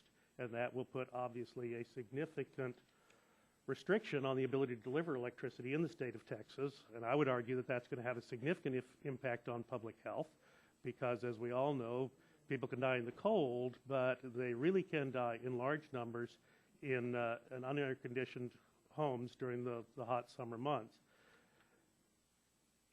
Did you coordinate, the EPA, did you coordinate with FERC as to the implementation of this rule as the discussions were going forward? Sir, in looking at our, EPA did a reliability analysis and asked FERC and Department of Energy to How did review you that. coordinate the information that was provided? As EPA did its analysis, we asked for review and comment on the analysis that we did. And did we just ignore FERC's recommendations? Because they don't seem to be completely coincident with the decisions that you made. No, not at all, sir. In fact, in my own personal conversations with Chairman Wellinghoff and others at DOE, what we've assured them is that we would work with states and others to ensure the Clean Air Act's perfect record of never having caused a reliability incident in its 40-year history. Well, let me ask you this. Will you provide for this committee all of the relevant memos, communications, letters, emails that are available? Certainly, sir. And what time frame might we expect those? As soon as we can, sir. I might suggest that there is a time frame that could be suggested to you, but I will leave that up to the chairman. Now, I have here a letter to you from the Southwest Power Pool, a regional transmission organization on electrical reliability. And the Southwestern Power Pool supports a more flexible approach to meeting the emission requirements under CASPAR, and they cite several operators who are of similar opinion. They go on to say the EPA must provide time to allow the industry to plan an approach to comply with its rules in a reliable and reasonable fashion. As it stands now, the Southwest Pool and its members may be placed in the untenable position of deciding which agency's rules to violate, EPA or the FERC's. Putting an industry with a critical infrastructure in the position of choosing which agency's rules to violate is bad public policy. Editorial comment, I agree. They also suggest that the EPA delay CASPAR's effective date by at least a year to allow for investigating, planning, and developing solutions. What would be the problem with delaying for a year? The rule is flexible enough because it is a market-based program that is intended to replace a rule that was remanded to EPA by the courts. Well, we are under obligation I'm running to out of time. With continue all the due public health respect, protection. people in the industry do not agree with you. I'm not sure FERC agrees. Sir, in 40 years, the Clean Air Act has never caused a reliability problem. I am confident that this rule can be implemented in a way that lets businesses make the decisions they need but doesn't sacrifice public health. And what if you're wrong? Are you infallible? Of course I'm not. But Well, the would 40-year you history provide shouldn't be to ignored, the sir, just committee- because of will doomsday you scenarios provide by to- those who want to stop the public health protections in this rule. Well, and I disagree that they want to stop the public health protections, and that is the overreach of which the agency is guilty. But will you provide us the response to the letter to the Southwest Power Pool that they have posed to you? If they were submitted during the public comment period, we may already have it, but I'm happy to give you a response if it Submitted exists. Gentleman's time has expired. The gentleman from Michigan, emeritus of the full committee, Mr. Engel, is recognized for 5 minutes. Mr. Chairman, thank you for your courtesy. Ms. Jackson, welcome. I want to thank you for your visit to Southeast Michigan last month and your tour of the Detroit River International Refuge, in which you know I'm very interested. I have a number of questions to which I would hope you would answer yes or no. One, does EPA take public comments into consideration during its rulemaking? Yes. Does EPA allow industry representatives to provide comments during the rulemaking process? Yes, sir. Does EPA take into account during the rulemaking process a cost analysis of the proposed rules' effect on industry and the cost of that? Yeah. Yes, sir. Now, as I remember the writing of the legislation, the EPA is required to, in writing these rules, to come first to its decisions on the basis of health, and then to come to further decisions on how the rule will be implemented on the basis of other things as well. In other words, cost and impact on industry and things of that kind. Is that right? That's generally correct, sir. Yes. And so if I'm correct, then the Train Act would change the sequence of those things. The first decision would be cost. The second decision is about the rule. And the second decision would then be how the health of people is going to be affected by the different circumstances in which the rule is directed. Is that right? I believe that's right, or it may be the latter amendment that would amend the Train Act to do that, or the latter. Now, would you briefly state what effect you think there would be if the cost basis analysis is done before the scientific health benefit analysis? I think it would require the American people to be kept in the dark about what is happening to their health and about what is clean air. It is analogous to a doctor not giving a diagnosis to a patient because the patient might not be able to afford the treatment. The American people have the right to know whether the air they breathe is healthy or unhealthy. Well, now, how are you going to assess the cost if you don't know what the problem that you are addressing might be? I'm trying to understand. We're going to have a big proceeding to define cost, and then we're going to, after we've defined the cost, we're going to decide about the health and what we're going to do. I find this rather curious. How are we going to be able to assess the cost if we don't know what is going to be required to be done? I see. Yeah, I'm not sure, sir. I don't know what the thinking is there. Just for my own curiosity, there have been a lot of major changes proposed to the Clean Air Act, and I'm sure you'll remember that over the years I have not been entirely happy about either the Clean Air Act or the administration of it by EPA. But how many times have you been called upon by the Congress to testify on these proposed changes? I believe it's approaching a dozen, sir, but we can get you the exact number. Please, if you would. Now, as I've mentioned, my colleagues on the committee know I've had some very major disagreements with EPA over the rules. And there are a lot of serious issues that need to be addressed in the Clean Air Act and other policies. And from time to time, I have been worried that the industry will bear an undue burden as a result of EPA rules. Those concerns still exist today in places. I got to say that I'm disappointed, Mr. Chairman, that this committee has decided not to address these issues head-on through legislation and specific courses of action. Instead, we've been running around following false paper trails, taking issues out of context, ignoring policies already in place, instead of finding legitimate and balanced solutions to protect the economy and the environment, and having hearings in which we address the concerns of industry to find what the specific concerns are and what the particular actions of this committee should be to address those concerns and see to it that we're addressing with proper focus and diligence the questions of protecting the economy, jobs, and at the same time addressing the problems of the environment. I note that my time is up, and I thank you for your courtesy, Mr. Chairman. Dr. Gingrey is recognized for 5 minutes. Gentleman from Georgia. Madam Administrator, thank you for appearing before the committee.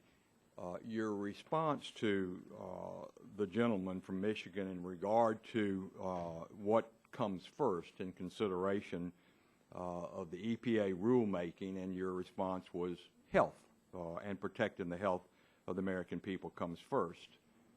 And I think your response also to what comes second was other things, including cost. Is that correct? Was that essentially your response to the gentleman from Michigan's line of questioning? Yes, with respect to the National Ambient Air Quality Standards and the Clean Air Act. Right. Yes. If the gentleman would yield, that is required in the statute. It was something that caused me a lot of trouble. Reclaiming my time, and I appreciate that. But the EPA, and this is the reason I bring this up, the EPA counts benefits from protecting people from clean air.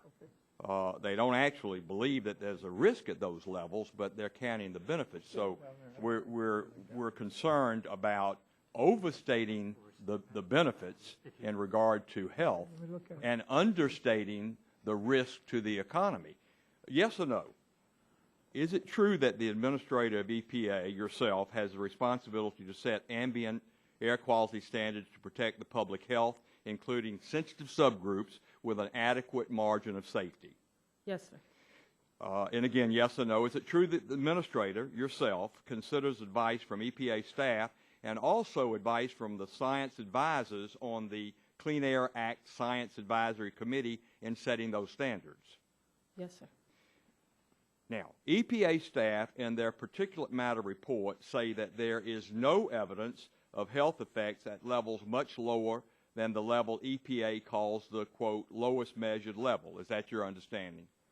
Sir, I know that would make sense to me, that below the lowest measure level there may be no effects, or effects that would be hard to attribute because you couldn't measure the pollutant. Right. So the answer is yes, and I thank you for that. Now, according to the most recent particulate matter risk assessment, EPA estimates, and I quote, that total particulate matter 2.5 micron related premature mortality ranges from 63,000 and 88,000 each year above the lowest measured level. Of course, that's a large number. Would you agree?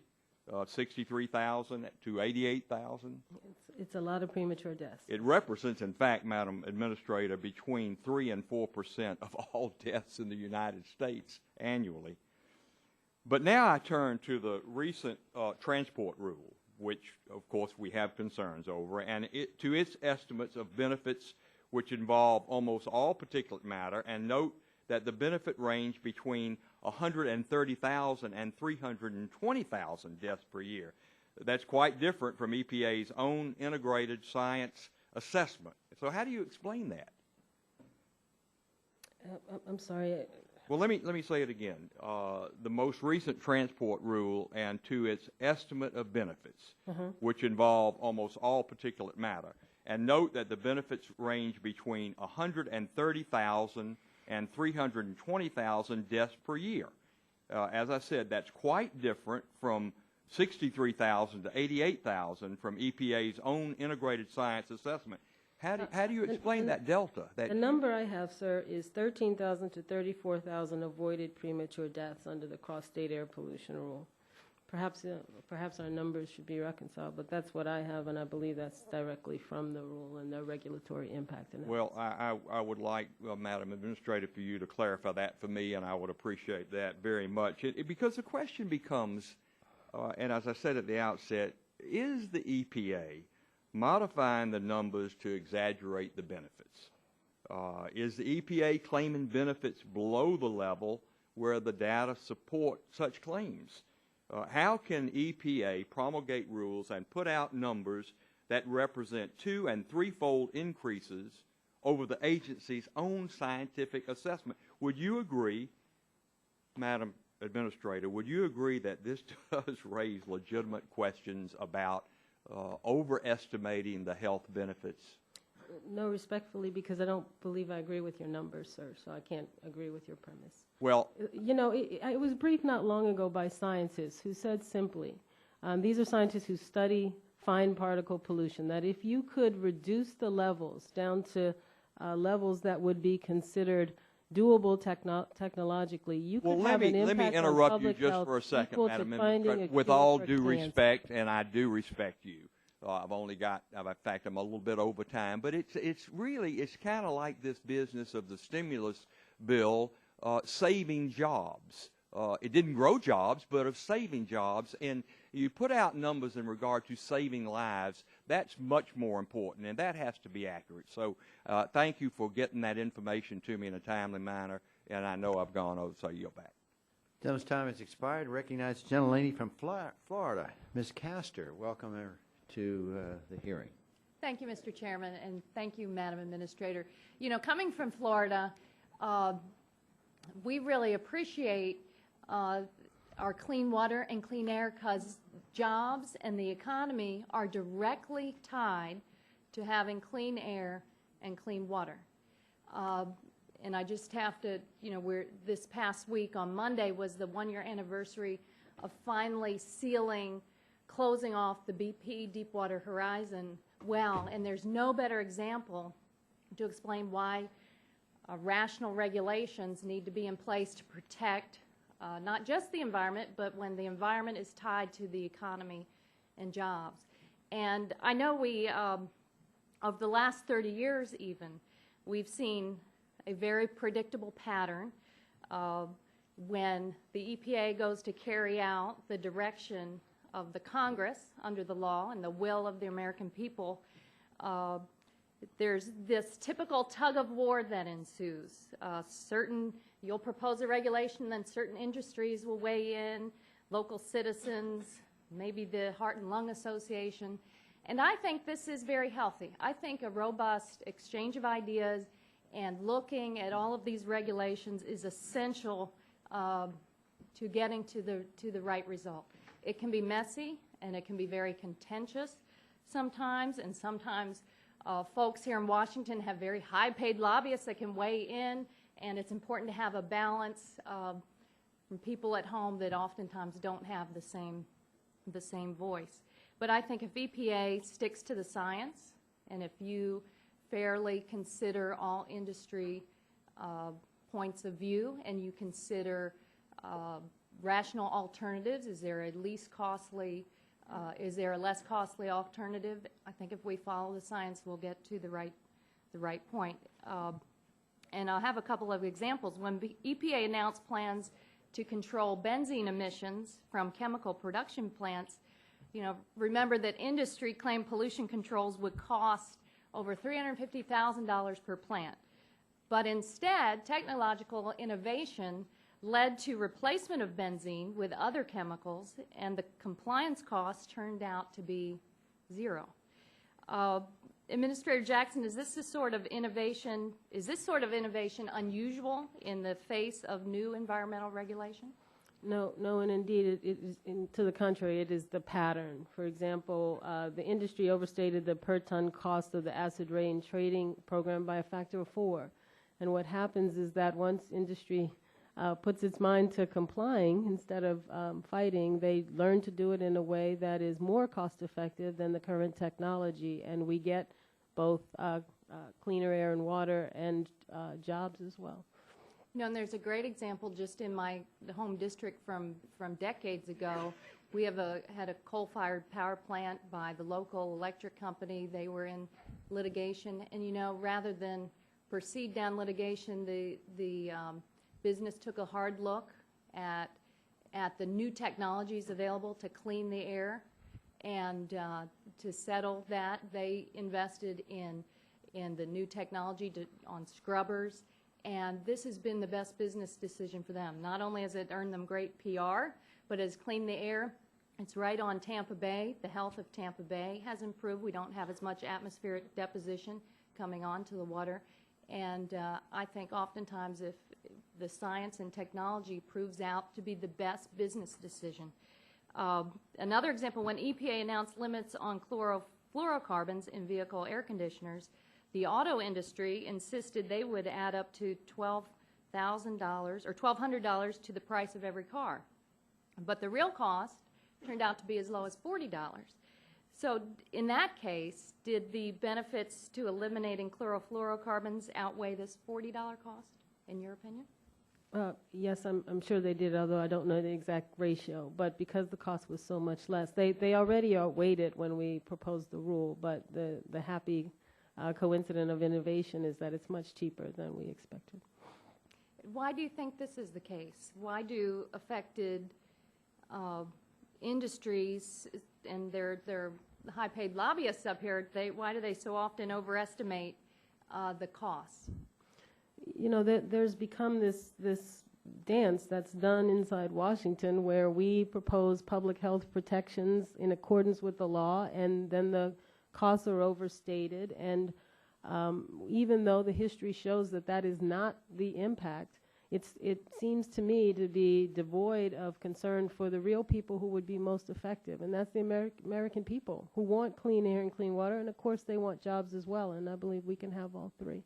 I agree. I don't think they're mutually exclusive, and a lot of these examples prove that out. Thank you very much. I yield back. Gentlelady's time has expired. The gentleman from California, Mr. Bilbray, is recognized for 5 minutes. Administrator Jackson, has there been an air district anywhere in the country, if not in the world, that's reduced its total emissions more than the South Coast Air Base in Los Angeles? I can double check that, but they've made significant reductions, sir. Significant. They still have significant challenges, but they've made big reductions. Do you think that the question is there another non-attainment area anywhere in the state, the country that has more regulatory control over emissions than Los Angeles, the South Coast Air Basin?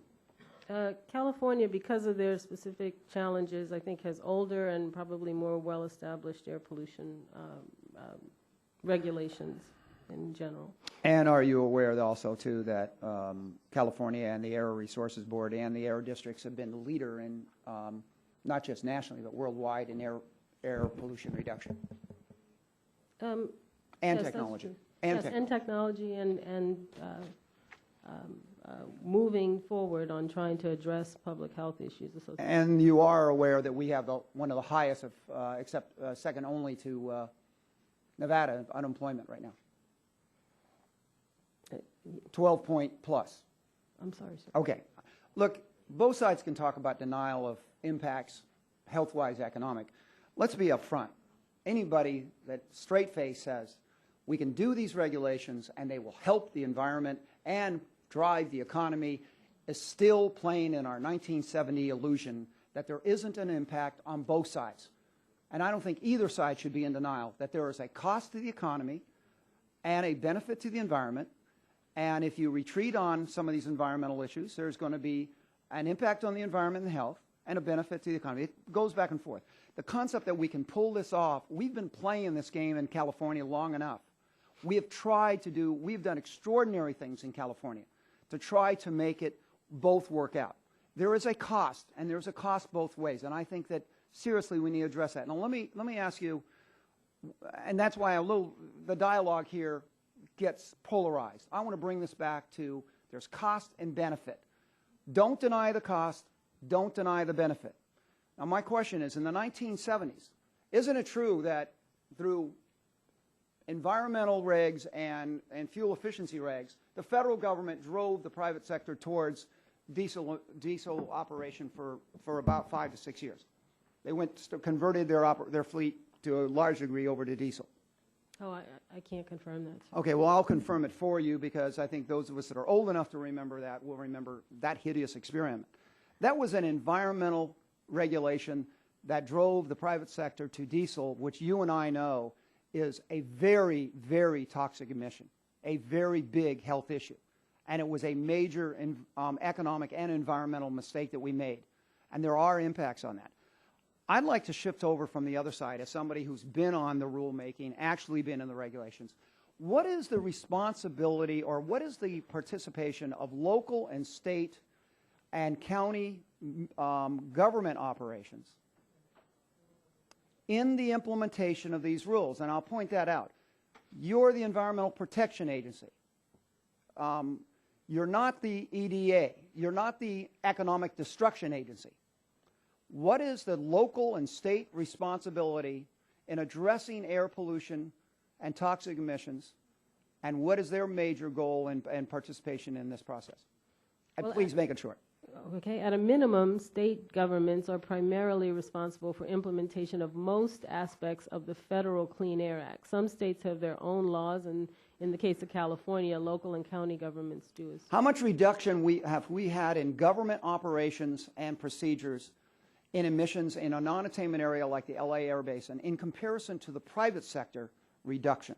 Wouldn't you agree that probably overwhelmingly in the 90% that the private sector has reduced their emissions in proportionally, that the reduction has been in the private sector, and the public sector has been less than very aggressive at reducing our emissions and our operations to reduce our footprint?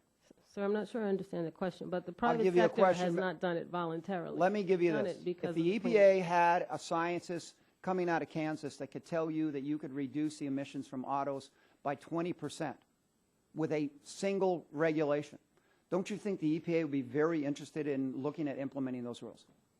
Of course, we're always looking for ways. What are you doing about the mobile sources caused by inappropriate traffic control by city, county, and local and state government?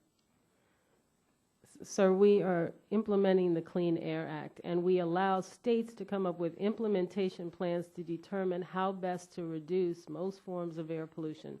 The mercury and air toxic standards are different because they're under a different section of the Clean Air Act. I move right back over. In other words, local government, states, government get to, our job is to make the private sector clean up their act. But where you can get identified single mobile source that government controls, that we have done nothing as a comprehensive approach to reduce it, because we focused on cracking down on the private sector, who are the job generators, while we're given a free ride. And Mr. Chairman, I point this out because that 20% that we could reduce in government is 20% that the private sector wouldn't have to do while they're laying off employees. And that's the kind of responsible environmental strategy I'd like to see both sides of the aisle finally be brave enough to And I think approach. the gentleman's time has expired. The gentleman from Massachusetts is recognized for 5 minutes. Thank you, Mr. Chairman. This week, the Republicans have stepped up their assault on clean air and clean energy. Both this committee and the full House have begun a legislative repeal-a-thon that denies the science, delays the regulations, and deters efforts to protect the health and security of millions of Americans. Take today's floor action. We're having 100-year floods every few years. We have had tornadoes rip through the country, killing people and destroying property. Hurricanes have caused floods, massive power outages, and deaths. Texas is on fire. 48 states have made emergency declarations so far this year. And we have set all-time records of 83 major disasters declared this year, with 3 months of the year still left to go. The planet is warming, and the weather is worsening. We see it here with our hurricanes, floods, fires, and tornadoes. We see it overseas, where famine in Somalia threatens civil war. And how does the Tea Party respond? Maybe we can find the money, they say, for disaster relief for people who are suffering, for people who are desperate, for people who have lives who have been altered permanently by these disasters, but we're going to make the taxpayer pay. Do the Republicans say we are going to pay by cutting the hundreds of billions of dollars we spend on our nuclear weapons program? Because we all know we don't need to build any more nuclear weapons. Oh, no. They wouldn't do that. Are we going to cut the tens of billions of dollars in subsidies we give to big oil and coal as they report record profits? Oh, no. We can't touch those, they say. We can't even talk about cutting those programs. What can we talk about? We can talk about, they say, cutting the Clean Car Factory Fund. We can talk about cutting the incentives to make super efficient cars that don't need the oil sold by potentates in Saudi Arabia and CEOs in Texas. We can talk about cutting the program that could remove the need for the very same oil that creates the greenhouse gases that are warming up the planet and causing the disasters that cost more and more money to remedy as each year goes by. And as if all this wasn't enough, the Republicans are also waging an all-out war on the Clean Air Act. This committee in the House has already passed legislation to prevent the EPA from doing anything to reduce the amount of oil used by our cars and trucks. And this week, in this committee and on the floor, we are considering bills to require endless study of the cumulative impacts of all EPA air regulations on all industries. And then, just for good measure, we're going to pass legislation that repeals the regulations that have already been set, extend the deadlines for implementation of the rest, and weaken the very underpinnings of the Clean Air Act. The Republicans are providing the American people with a false choice. We do not have to choose between air quality and air conditioning. We do not have to choose between concrete and cancer. We do not have to choose between manufacturing and mercury poisoning or asthma or cardiac arrest. We do not have to choose. In their insistence that we consider the cumulative impacts of all these regulations, there are some other cumulative impacts of their actions that Republicans refuse to acknowledge. Administrator Jackson, Republicans are cutting programs to incentivize the development of advanced technology vehicles that could run without using a single drop of oil.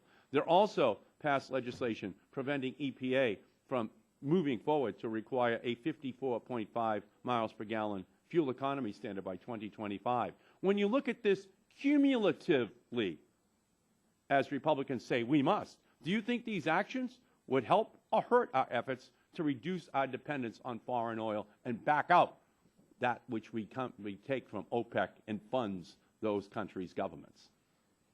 I think efforts to make us more dependent on gasoline hurt our nation's energy independence. So.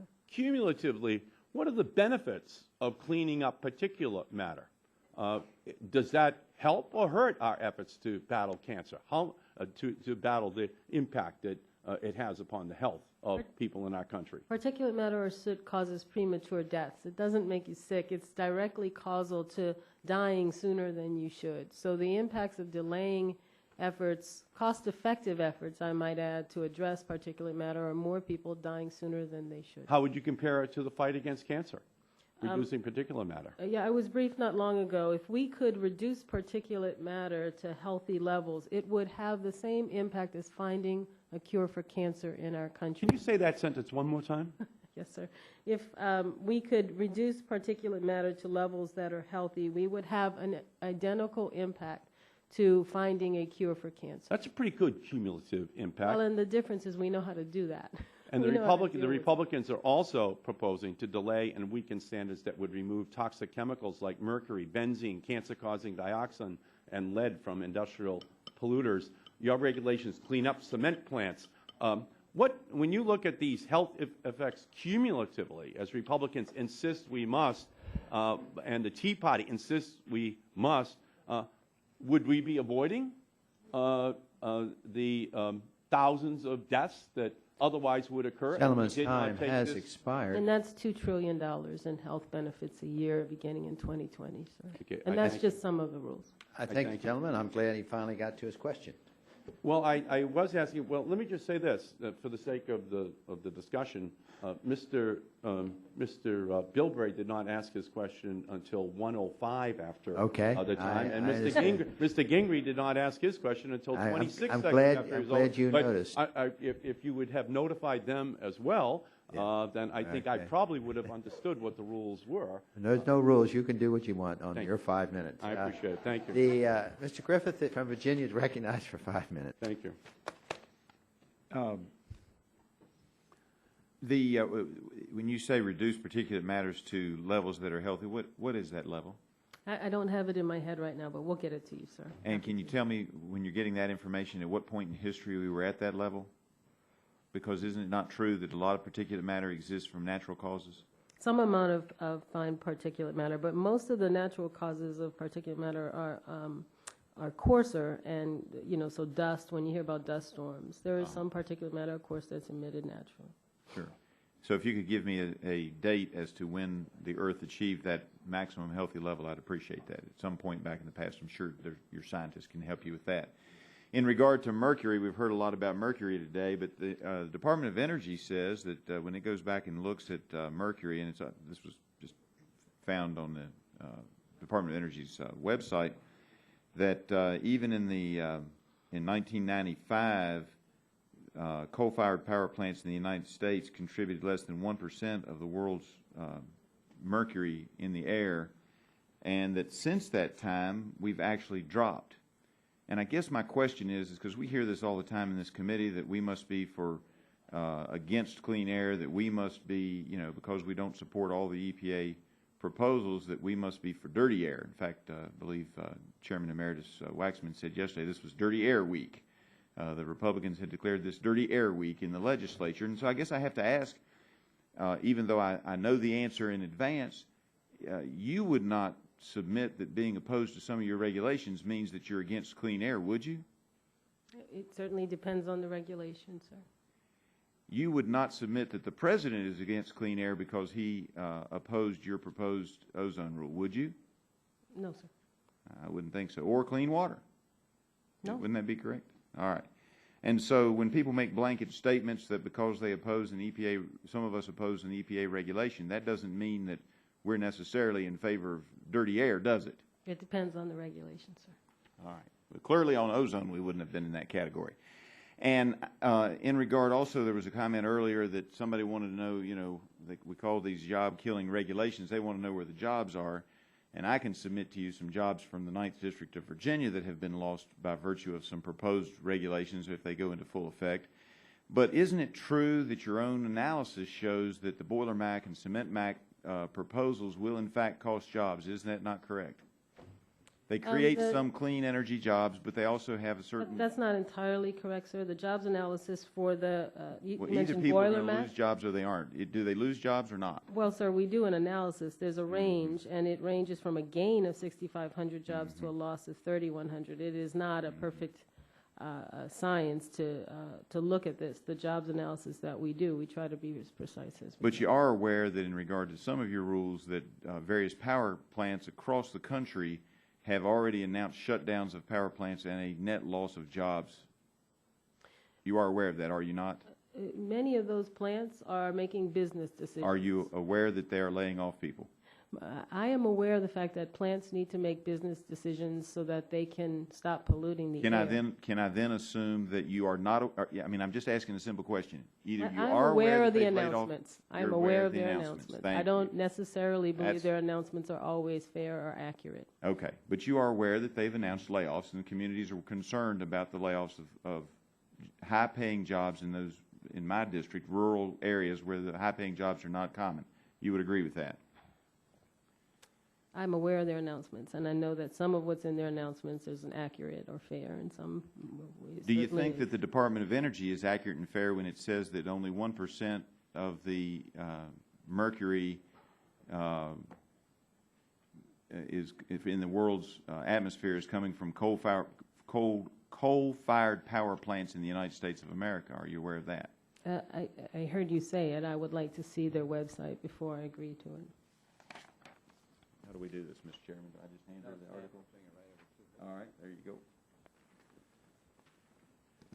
But do you all have data that indicates similarly that since 1995, without these regulations going into effect, the amounts of mercury in the air in the United States has actually diminished? It's a good and there's point, some other sir. regulations. It's a good point. Almost half of the power plants in this country currently comply with the regulations that we are scheduled to adopt in November. So it can be done. It can be done cost effectively. It's actually a matter of fairness. Some plants are emitting mercury, and others have already addressed that pollution. Okay. And in fairness, some of that deals with municipal waste incinerators, and that is, because I've never been one of those who says that the EPA doesn't have a purpose or does some good, and that is part of the reason that mercury has dropped in this country.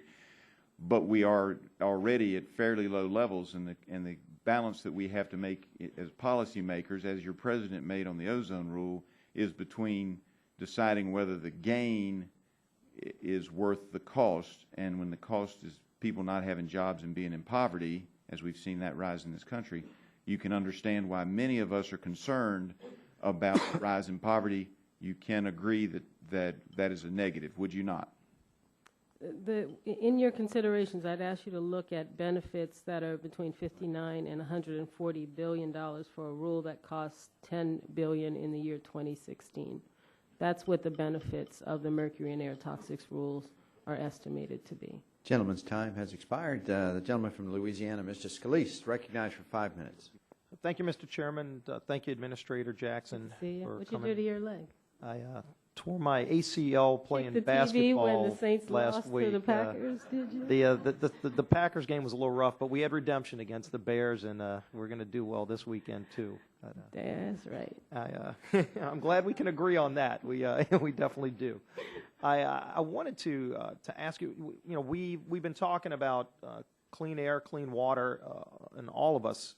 I think it's been laid out very clearly. All of us support clean air and clean water. I think what we're trying to get out here is where is that balance, and has there been a crossing of that balance as it relates to some of the rules and regulations we've seen coming out of EPA? I know as I'm equally concerned about clean air and clean water, I'm also concerned about jobs. And during the break, a lot of us went back home, got to meet with a lot of our small business owners, talking to people who were there on the front line of job creation. And there was a recurring theme I heard from every single small business owner I talked to. And you ask them, what kinds of things need to happen? What can we do to help you create jobs. And surprisingly, it seemed the recurring theme was they said the regulations and laws coming out of Washington in this administration are their biggest impediment to creating jobs. And so I think it's very important that we look at these regulations that are coming out and saying, you know, what is the justification? And it seems that a lot of times these numbers are attached, and, you know, each rule and regulation is going to save lives, and each rule and regulation is going to stop people from being sick.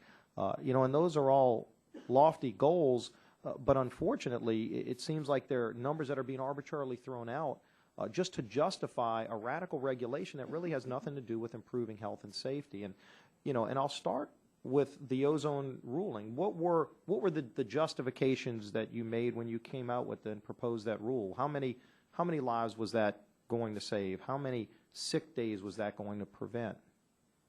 The National Ambient Air Quality Standards are based on peer-reviewed data that look at the health impacts. So it is made based on determining what constitutes a safe level. So for that ruling, did you have numbers assessed to how many, whether it was lives saved? Did you say how many people were not going to have to go to the emergency room? Did you have numbers like that for that rule? As I recall, sir, but we'll double check and get you that data. What we look at is trying to detect, to assess where, whether the number be 75, 70, what have you, where in that spectrum you protect human health with an adequate margin of safety. Yeah. So, but I would imagine when you came out with that rule and you proposed that rule, you said this is going to do some things to protect public health, right? It's the implementation of the standards over time. So as we heard earlier, you pick the health-based standard, and then over time you implement the standard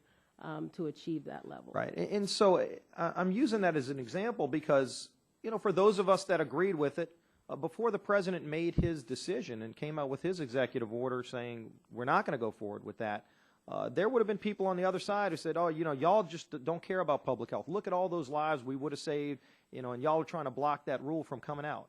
And then all of a sudden the president even says, you went too far. That rule, that regulation would not have done those things. I've got to imagine, I'm not going to speak for the president and you're not either, but I've got to imagine that the president had to disagree with your assessment that that would have saved lives or improved health because he wouldn't have rejected that rule if he thought rejecting that rule would make people more sick. And so I would just hope as the tone goes forward that as we're looking at these rules and regulations that we know are killing jobs, our job creators out there across the country are telling us how many jobs in each of their businesses these rules are killing. You know, you want to talk about health and safety. These are people that don't have jobs, they don't have health insurance, they don't have a lot of things because they don't have that job.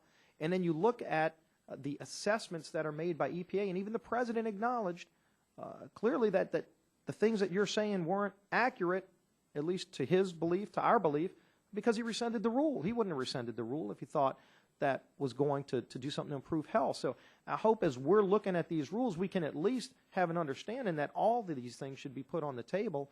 And just because somebody comes out and says, we're going to save 20,000 hospital visits, that doesn't mean you're going to save 20,000 hospital visits. Well, the gentleman, because you've said that about other things. Well, the gentleman yield just be happy to. I think in all fairness, though, the president is saying, wouldn't you agree that really was right now with the way the economy is, the way the jobs are, now is not the time to implement. And in all fairness, he's not saying somewhere in the future you might. Well, and I'll reclaim my time because what the president's saying, if the president really thought that implementing that rule would save lives or improve people's health and stop people from going to the emergency room, I really don't think he would have gone forward with it. You know, and he can correct me, you can correct me if you've heard differently. I'm not going to speak for the country. I will simply say that not every deregulatory push works out well for the country or the environment. In 2009, a company called another federal agency's rules an unnecessary burden. That agency wasn't EPA, it was the Minerals Management Service, and that company was Transocean, and we know what happened. We saw that they cut corners. That had nothing to do. I mean, they cut corners. They actually did. They were protesting regulation of their work. Yeah, and there are companies out there that we all know have played by all of the rules, have played by all of the rules, and they're being shut down today. Even though they didn't do anything wrong, their we lost interests over don't always align 20,000 with jobs. those of the American public. And so while you may want to carry out your agenda, even the president's acknowledged that you've gone too far. And we've got to be concerned about jobs. I just want to this into the record and ask a final question as my time's running out, specifically to talk about the spill prevention, containment, and countermeasure rule that has been extended to farms, and then your agency, it was going to be a 5-year implementation. Your agency rolled that back or expedited it and said in 2 years they've got to comply, meaning November of this year. Our small farmers out there are going to have to put containment. They don't even know how much it's going to cost them, containment measures. Our Commissioner of Agriculture has asked your agency over a month ago if you would review, they wrote, the Commissioner sent you a letter, if you would review either rescinding the rule or giving them an extension. They haven't heard back. I would hope you would look at that, and I'll be happy to get you a copy of the letter, but look at the rule in general, what this is going to do, what kind of impact that regulation is going to do to our local farmers who are not going to be able to comply. And the reason that I think we're looking at it very hard is because with the flooding in the Midwest and in other parts of the country, a lot of folks have not had time to comply with it. But it is an oil spill prevention rule as well. So right, and a lot of, but states do their own containment, and I hope you'd look at that letter. And I'm sure others are out there too, and look at extending that or just rescinding it altogether. I appreciate it. We'll go put back your and balance my time. document in. I think the minority would like to look at your document first before we ask unanimous consent to do so. Serving the right country. Okay. Madam Administrator, we're going to go around the second round. You've been kind enough to be here. Oh, Ms. Gardner. Okay. The gentleman from Colorado, I thought you had spoken. I'm sorry. Is recognized for 5 minutes. Thank you, Mr. Chairman, and thank you, Administrator Jackson, for your time today. I have been told that EPA's Office of Compliance and Enforcement Assurance is verbally asking active hard rock mines to voluntarily grant blanket access to EPA personnel to conduct site investigations under CERCLA. They have been described, representatives of EPA have described the proposed inspections as part of an ongoing national enforcement initiative focused on hard rock mining. Are these inspections related to EPA's stated intention under CERCLA 108B to promulgate a rule imposing additional financial assurance requirements on hard rock mines? Not by your description, sir. It sounds more like this is as a result of the National Enforcement Initiative to reduce pollution from mineral processing, but I can double check that for you. So they're not a part of the financial assurance? Not to my knowledge, but I can certainly confirm that for you. And then could you clear up confusion about the reason for these inspections? Are they part of the National Enforcement Initiative, or are they to support EPA's CERCLA 108B rulemaking? I believe they are the former, sir, but I will confirm. Is there any link between the two? Not to my knowledge, sir, but I'm happy to check on that for you. And I'd appreciate that if you get back. How do these inspections relate to EPA's CERCLA Section 108B rulemaking? I don't believe they're related, but I will double check that for you. And would you provide, for the record, copies of policies, guidance, or other documents or records relating to development by EPA of any program or initiative to identify hard rock mining or mineral processing sites that may be inspected or visited by EPA representatives and or any contractors of the EPA under CERCLA Section 104B, or as part of development of a rule pursuant to CERCLA that would impose financial assurance requirements on facilities in the hard rock mining industry? Certainly, sir. Thank you. And do you happen to have any of that material with you today? No, sir. Okay. Well, and I know committee had called the office and had warned that this question was coming. And will any of the data or information gathered during these inspections be used in the rulemaking process under CERCLA Section 108B? I'm sorry, could you repeat the question? Will any of the data information that's gathered during these inspections be used in the rulemaking process under CERCLA Section 108B? I don't believe so, but that's the same question. I will double check. Okay. And then how much money right now has been budgeted for this National Hard Rock Mining Enforcement Initiative for fiscal year 2012? Let's see if I have it in any of the background I have. I don't know that I have a line item for that. If it's possible to get it, we're happy to get it for you. It's budgeted under our Office of Enforcement. Thank you. If you get that, that would be great. And do you have any idea what's budgeted for CERCLA 108B rulemaking? We'll get you that as well. Thank you. And what I've been told as well is that these companies obviously may be facing some cost of these inspections, and the companies inspected will spend considerable time working with EPA, their contractors and others, showing them on site, resources necessary to gather the information, reports, meetings, EPA personnel, et cetera. And will these inspected companies be expected to bear any of the cost of the direct cost for EPA personnel and EPA contractors to visit the sites or inspected under this initiative? Enforcement cases are generally brought for violations of the law, and when they are, the penalties are generally assessed as penalties, but not necessarily unless there are court costs as reimbursements. And so these just seem to be inspections. Are you aware of this initiative at all? where Certainly, generally, every year, the EPA acknowledges what its federal priorities are for reducing pollution and for enforcement, and this is one of our priorities. So is this just an inspection or an enforcement action? Well, you do an inspection, and if nothing's wrong, there's no need for enforcement. So there is this a plan then to go into a number of these mines in different regions just to go in and inspect? Certainly, part of our authority allows us to go in and determine compliance with federal laws. Okay. And is this part of CERCLA? This initiative, is it part of your CERCLA efforts? I believe they would look for violations of all environmental laws, including potentially violations of the CERCLA law, but it would not be limited necessarily to that. It could be the Clean Water Act. It could be the Clean Air Act. So are these, do you have a listing of the mines that you intend to inspect? I don't know if such a list exists, but if it is, it may well be enforcement confidential, since telling someone you're coming is a good way of assuring that you may not get a true picture of what they're really doing.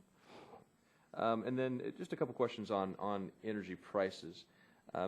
Do your regulations have an impact on electricity price? Yes, sir. What is an acceptable price increase for electricity? Well, what we generally do is look at a price increase to determine impacts on the economy and also on reliability issues. And so what we know, I can't answer your question, but what we know is that the rules that have been discussed this morning, both final and proposed, have very low impacts on electricity prices. But would a rule that increases electricity prices 5%, would that be acceptable? Sir, it would depend on the rule. That we look at costs and benefits, and we also look at how those costs and benefits roll out over time. And so it might be acceptable. 5% increase might be acceptable. It could potentially be. What about 10%? Could a 10% price increase be acceptable? There is a hypothetical that I simply cannot answer. Who bears the burden most in our society on increased electricity prices?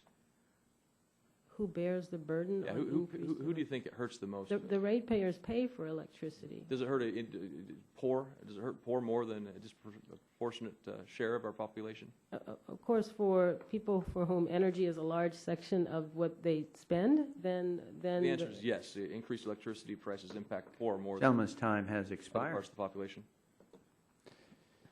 You're welcome to answer that. Oh.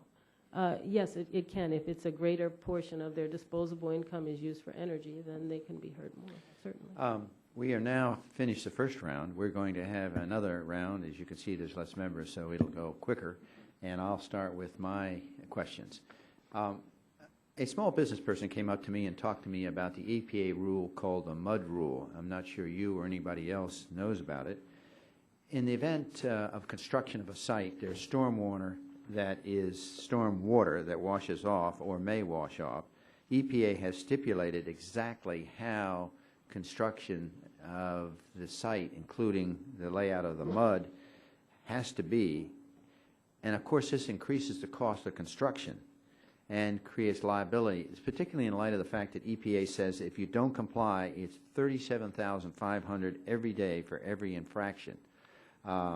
Don't you think those kind of penalties are what deterring business operations, and it's important with a struggling economy that you don't put that fear that you could have almost $40,000 a day fee for how you structure mud after when you're dealing construction for a stormwater washout that may or may not occur? So the majority of water pollution in this country is caused by stormwater runoff, and so the nation's Clean Water Act asked EPA to develop national standards. It's important to note a couple of things. Do you know do you know about the MUD rule? Well, I know that states implement if you don't, I would be surprised rules. if you do know about it. Do you know about it? Of course I know about stormwater regulations. No, but the MUD rule. Have you ever heard of it? He may call it the MUD rule, but you think it's a stormwater rule? Yeah, okay. Well, sure, because when you mix water with dirt, some people might call that mud, I guess. Okay.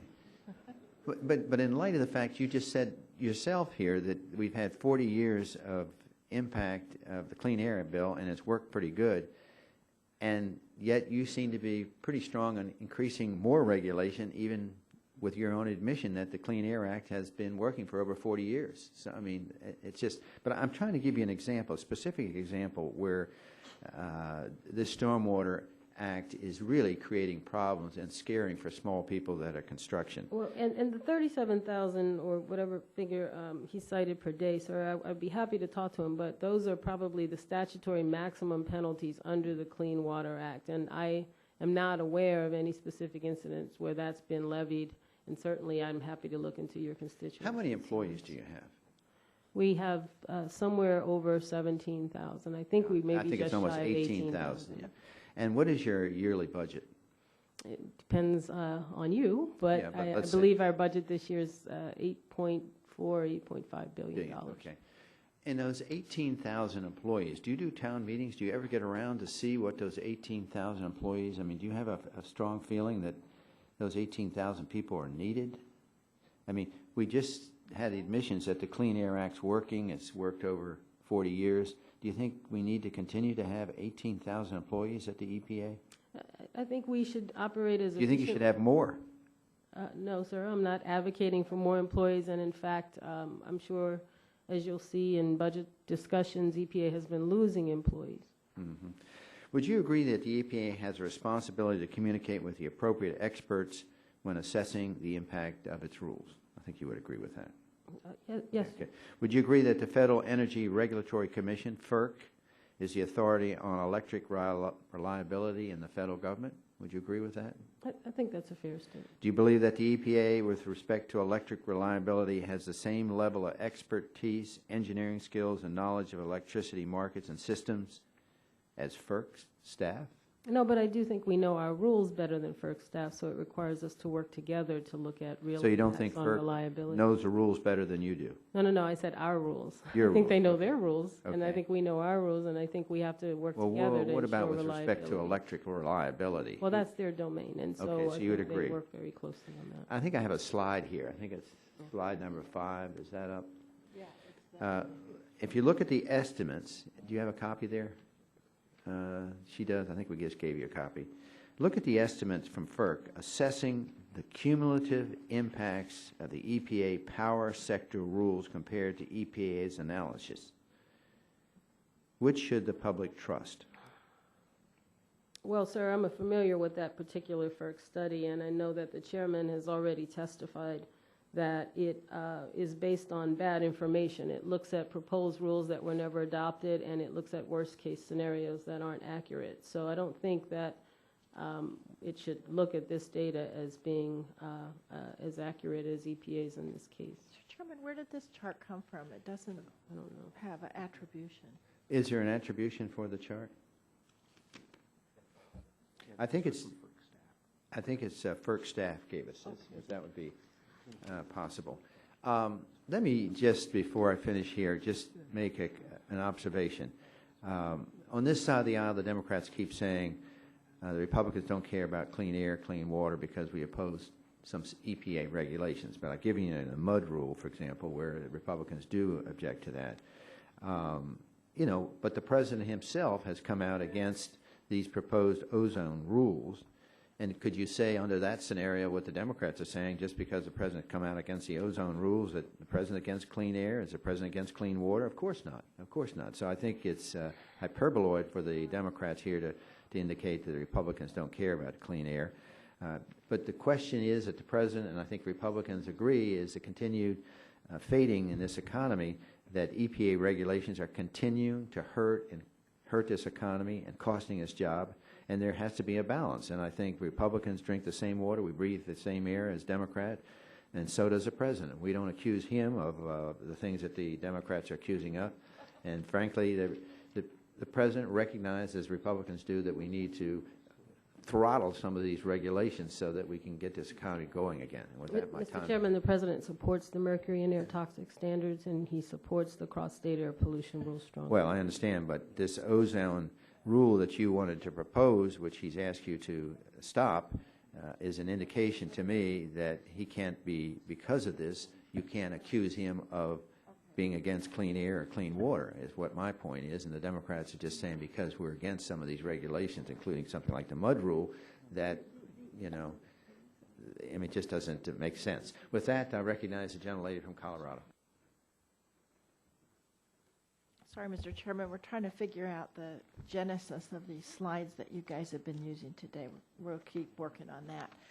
I think there's attribution in all of them. Well, no, there's not, but we'll Well, figure that out most later. of them, I don't anyway. want to take my time to Okay. niggle about the slides. I want to ask you, Ms. Jackson, my friend from Northern Colorado was asking you about do utility rates, if they go up, do they disproportionately affect the poor? And obviously that's true if they're paying a larger percent of their income. I wonder if you can talk very briefly about the effect of pollution on the health of poor people. Well, Does air, particularly particulate pollution, but also other types of pollution, disproportionately affect the poor, and if so, why? Well, you mean their budgets, of course, and so for the same reason that for those who are poor, who don't have as much money to spend on health care, on either prevention or dealing with the health effects of pollution, asthma, bronchitis, of course, premature death, it has a huge toll in lives and in sickness and in missed days of work, missed days of school, missed opportunities to learn. Huge economic. You know, also, as you know, I represent a very urban district. And there are large pockets of poor people in my district, and I've seen numerous studies over the year that indicate poor people are disproportionately affected by pollution because they live in areas that tend to have more factories, and in fact we have several Superfund sites in my district, neighborhoods that have been contaminated by factories, and the children have higher incidences of asthma and other kinds of illnesses because they're closer to industrial areas. Are you aware of those studies? I am, and I agree that they show that poor people are disproportionately impacted by pollution because of where they live and because of sources of pollution in their communities. Now, Mr. Gingrey had asked you, I've noticed a trend today of the sort of the seminal question gets asked after the time has expired, thereby limiting your response to that question. And Mr. Gingrey asked you a question about the health effects of particulate pollution, but then he didn't let you answer the question. So I want to ask you if you can tell us right now what your answer to that question is about the health effects of lowering the amount of particulates in the air. Without a doubt, it is a fact. It has been proven by independent, peer-reviewed science that particulate pollution kills. It causes premature death, and that is not EPA scientists. Those are independent scientists. It's subject to peer review, which is the standard by which good science is judged, and it's backed up by public health officials. Now, when your agency promulgates rules, do you make up the scientific studies to support those rules, or do you rely in promulgating rules on independent scientific analyses? We rely on independent, peer-reviewed, often re-reviewed scientific analysis. And in my initial set of questions, I think I asked you, you also do make a cost-benefit analysis, correct? That's right. All of our rules go with information on costs and benefits, and we're very proud of the fact that under this administration, we also do jobs analysis. Now, the rules that you've promulgated, do the cost-benefit analyses seem to indicate that a large number, many more jobs would be lost than the health benefits to Americans? No, in fact, the job losses when they occur or estimated in these rules are minimal, and in some cases, for example, the Mercury rule, the proposal, there was a 31,000 short-term construction job estimate and a 9,000 net long-term utility job increases. So those are actual job increases. Now, when you do these cost-benefit analyses, do you also account for the number of jobs that would be created in the industries that develop and manufacture the technologies to comply with the rules, or are those just additional jobs that come outside of that cost-benefit analysis? No, when we do the jobs analysis, we look at that, but in the benefits analysis, I don't believe we look at jobs benefits. We look at public health benefits in our benefits. I'll double check that, but I believe that would be helpful. One last question. Mr. Bilbray seem to imply that because unemployment is high in California right now, it's because of the environmental standards that were enacted by the state of California some 20 or 30 years ago. Has the EPA seen any connection to current unemployment in California to the California environmental standards? Yeah, I'm unaware of any. I'm not aware of any economic study or any economist who is trying to link the current unemployment status in California or anywhere in this country to EPA regulatory action. Thank you very much. The gentleman's time has expired. The gentleman from Texas, Mr. Barton, is recognized for 5 minutes. Thank you. And thank you, Madam Administrator, for still being here. We appreciate that. I want to rephrase a question that I asked you in the first round. In your opinion, is it better to have a plant in compliance with existing regulations continue to operate, or to shut that plant down because it cannot comply because of the cost of a proposed regulation? In my opinion, that is rarely a choice that needs to be made, either with time or through market-based mechanisms. Well, answer the question, which is better? Because that's the question that hundreds, if not thousands, of individuals in the private sector are going to be deciding in the coming years if all these proposed EPA regulations go into effect. Well, our job analysis doesn't show that, sir. I mean, well, in my home state of Texas, just last week, one company announced the closure of 2 lignite coal mines and probably 2 coal-fired power plants in or near my congressional district. Just last week. I realize that, and I realize what the company said. And I know the company is Luminant, and I would quote the headline from the Houston Chronicle, which says, "Don't blame EPA over Luminant woes." Luminant has financial issues that date back far beyond the EPA mercury health standards. That is the $64 question, Madam Administrator. Is there any evidence of any criteria pollutant that's currently regulated by the Clean Air Act that is increasing in frequency in the United States? Is there any, I'm sorry, could you repeat it? Is there any evidence, monitored data evidence, of any criteria pollutant under the Clean Air Act that is increasing in density? In other words, that the air is getting dirtier anywhere in the United States? No, but there are places where there is not attainment with criteria pollutant standards in the United States. Houston being a great example, Dallas another one, sir. And in both of those cases, if the EPA had not strengthened the ozone standard in the last several years, those would be in compliance. And in any event, they are coming into compliance. So, this Republican initiative in this Congress is not to roll back regulation. We're not lowering standards. We're not reducing standards. We're basically saying let's take a time out until the economy can regain its footing. And that's what the President acknowledged when he pulled back on the ozone standard that you had announced. On that standard, Madam Administrator, did you support the President's decision to pull it back, or did you oppose it? I respected the decision when he made it, and we are implementing I know that, but before it was made, you had some input into his decision. Did you support him rolling it back, or did you oppose him rolling it back? That's not the accurate question. I recommended something differently. He made a decision. I respect his decision. Okay, but so you opposed his decision? No, that's not right. I am implementing the decision the President made. I understand that. Your job is to implement. I made a different recommendation. That's no secret, but I am implementing. What was your recommendation? I recommended a level lower than the current level of 75, sir. And it was. Sorry? It was 70. You recommended a different level. That's right, sir. Okay. Now, I want to comment on something that Chairman Waxman said about the amendment, the Whitfield Amendment. We have a requirement in that as regulations are proposed, they use monitored data when available.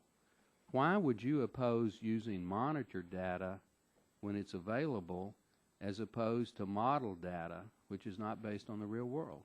It's not whether I oppose it if it's available. It's saying only monitoring data. In that case, you set a standard for rulemaking. Let me just answer the question, Mr. Barton.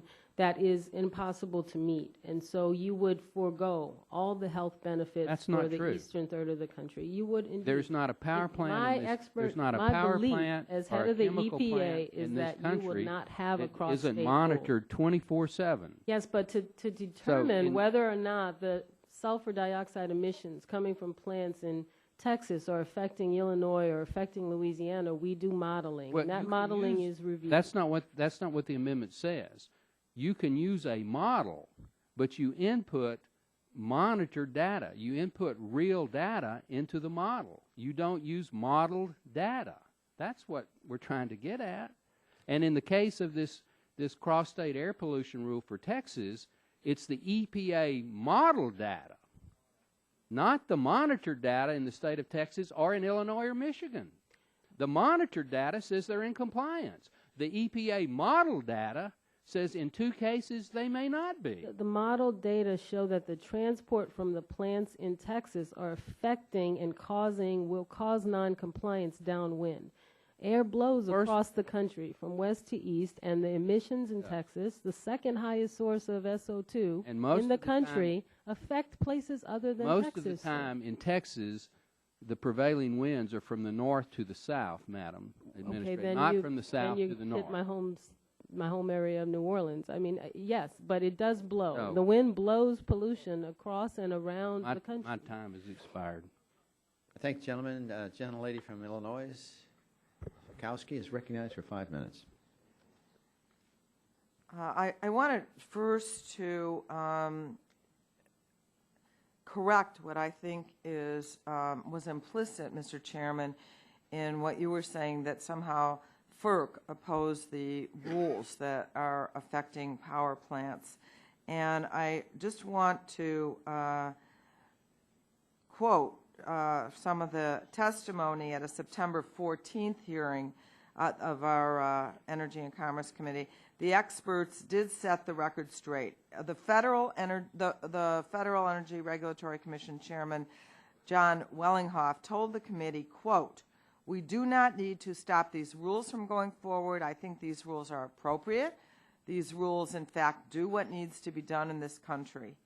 And FERC Commissioner John Norris testified, quote, "I believe that the EPA has adequately addressed reliability concerns and its statutory obligations with the rules established to date, and I have no reason to believe that it cannot continue to do so as it finalizes proposed rules."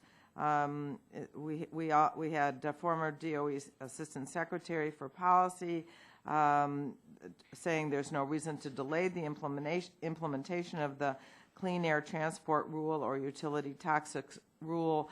So we had actually heard testimony that I think counter the implication that you were making. But here's what I want to ask you, Madam Administrator.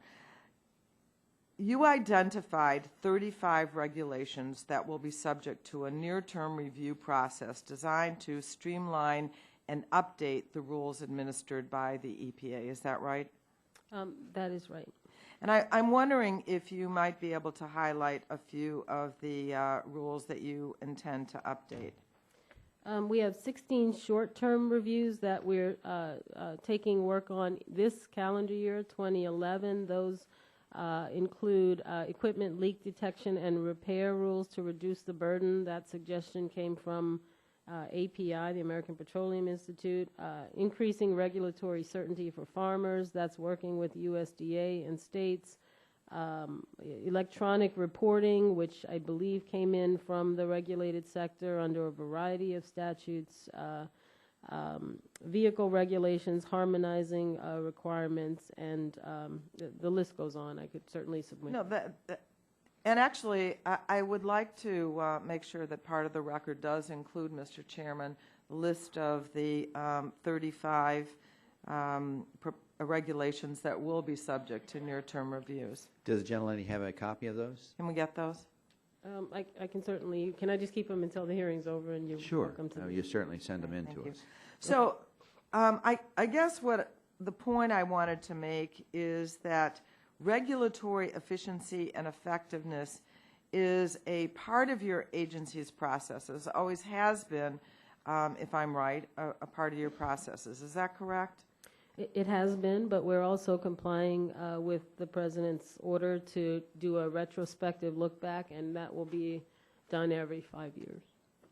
So can you discuss how that retrospective makes the regulatory process more efficient?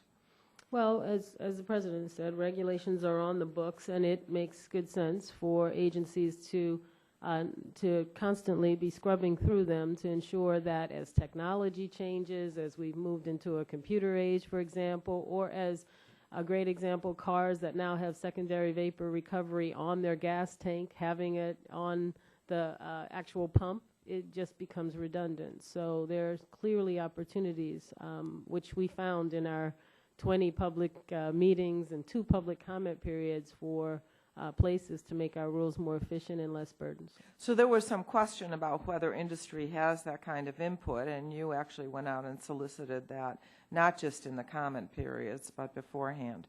Yes, we had 20 different meetings around the country to solicit input. We also had a website that went up very early on. We had 2 public comment periods. I also just wanted to point out that in your testimony, you report that agency reforms proposed or finalized prior to the President's executive order are going to save $1.5 billion over the next 5 years. So I want to congratulate you on an impressive record.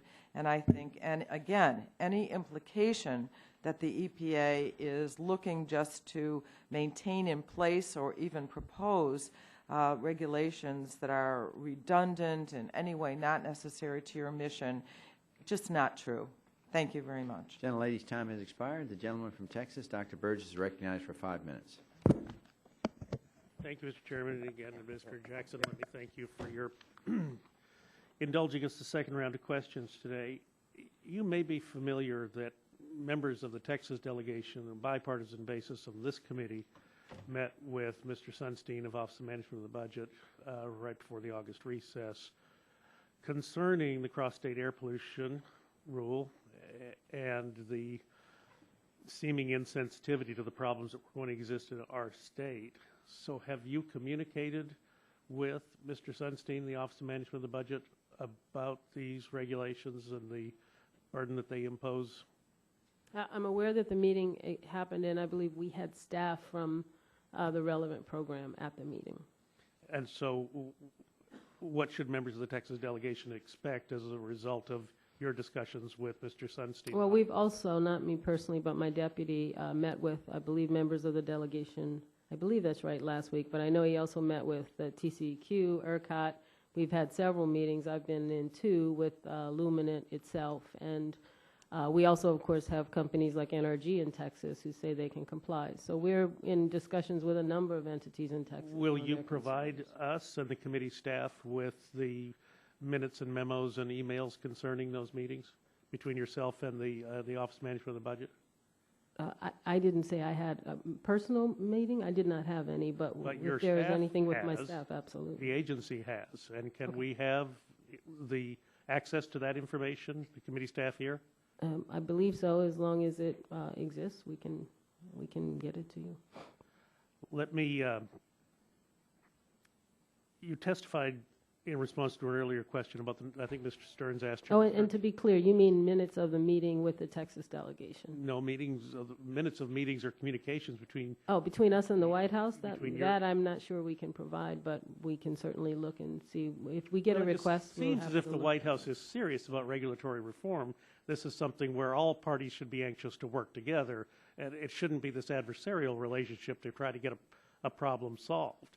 So people ask us to work together. I'm asking you if we can work together to get this information so we can see how to solve a problem that is going to exist in my state. We were faced with several afternoons of possible blackouts last month. I don't want us to face real blackouts next summer because of the closure of coal-fired power plants to comply with the cross-state air pollution rule. Does that seem unreasonable? No, not at all, sir. Very well. But I cannot promise you documents that may exist that are White House documents. They may be privileged. We can get you information regarding meetings we've had with the delegation, ERCOT, TCEQ, and the company to the extent they're not privileged because we're in negotiations with them. I would appreciate that. Of course, the White House should be anxious because they're the ones who issued the rules for regulatory relief earlier this year. So it seems like they should be anxious to work with us. Now, you testified to an answer to Chairman Stern's question about the number of employees at EPA, and I believe the number is somewhere between 17 and 18,000. Can you tell us how many employees have been hired under Title 42 provisions? I don't have the number directly with me, but we'll get it to you. I think we already have gotten it to you before, sir. Will you provide us that information? Actually, the information was provided to a member of the National Treasury Union in response to a Freedom of Information Act request. A follow-up question to that is, can you provide us with a forward-looking statement as to how many Title 42 employees you are going to require in the future? How many do you anticipate having to hire within the next fiscal year? Well, some of that will depend on, when people decide to leave, which we can't know until they make those announcements. But from a general standpoint, Title 42, which allows us to pay certain rates to very highly qualified scientists, is very closely controlled in our agency, and it goes through a process of approval to ensure that we are just. We, as the Oversight Committee, would like to ensure that those rules are being, that their compliance is in existence, and some of the job descriptions or job titles don't suggest that they're highly qualified scientists.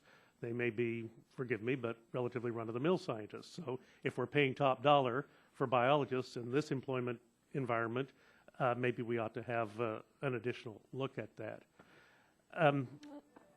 Mr. Chairman, I'm going to ask, I have a couple of unanimous consent requests. The first is to have the letter from the Southwest Power Pool, letter to Administrator Jackson, made part of the record. Mr. Chairman, perhaps Mr. Burgess could provide us with copies of those letters to review, and so pending that, I'll reserve my right to object. Very well. And also the letter to a member of the National Treasury Employee Union, Chapter 280, from the Environmental Protection Agency about the Title 42 question. I'd also like to have that made Once as again, I'll reserve part the right of to the record. Thank you, Mr. Chairman. I will reserve the right to submit additional questions in writing, and I'll yield back the balance of my time. Gentleman yields back. Time has expired. The gentleman from Virginia, Mr. Griffith, recognized for 5 minutes. Thank you, Mr. Chairman. Administrator Jackson, aren't you concerned that the EPA rule published on March 21st, 2011 that defines secondary materials that are solid waste rather than fuels when burned is going to create a disincentive to burn alternative fuels in boilers or cement kilns? I have had discussions with my staff about potential unintended consequences with that rule, and we are discussing it as recently as this week. And so you would agree that it's probably not the best environmental result to suddenly throw lots of landfill material like tires and tons of biomass that could have been used at paper mills into the solid waste system or into the landfills? Sir, we are still discussing it. I would agree that we need to be careful that there are no unintended consequences like those you may be describing. But I also want to make sure that air pollution and that air quality is protected. Yes, ma'am.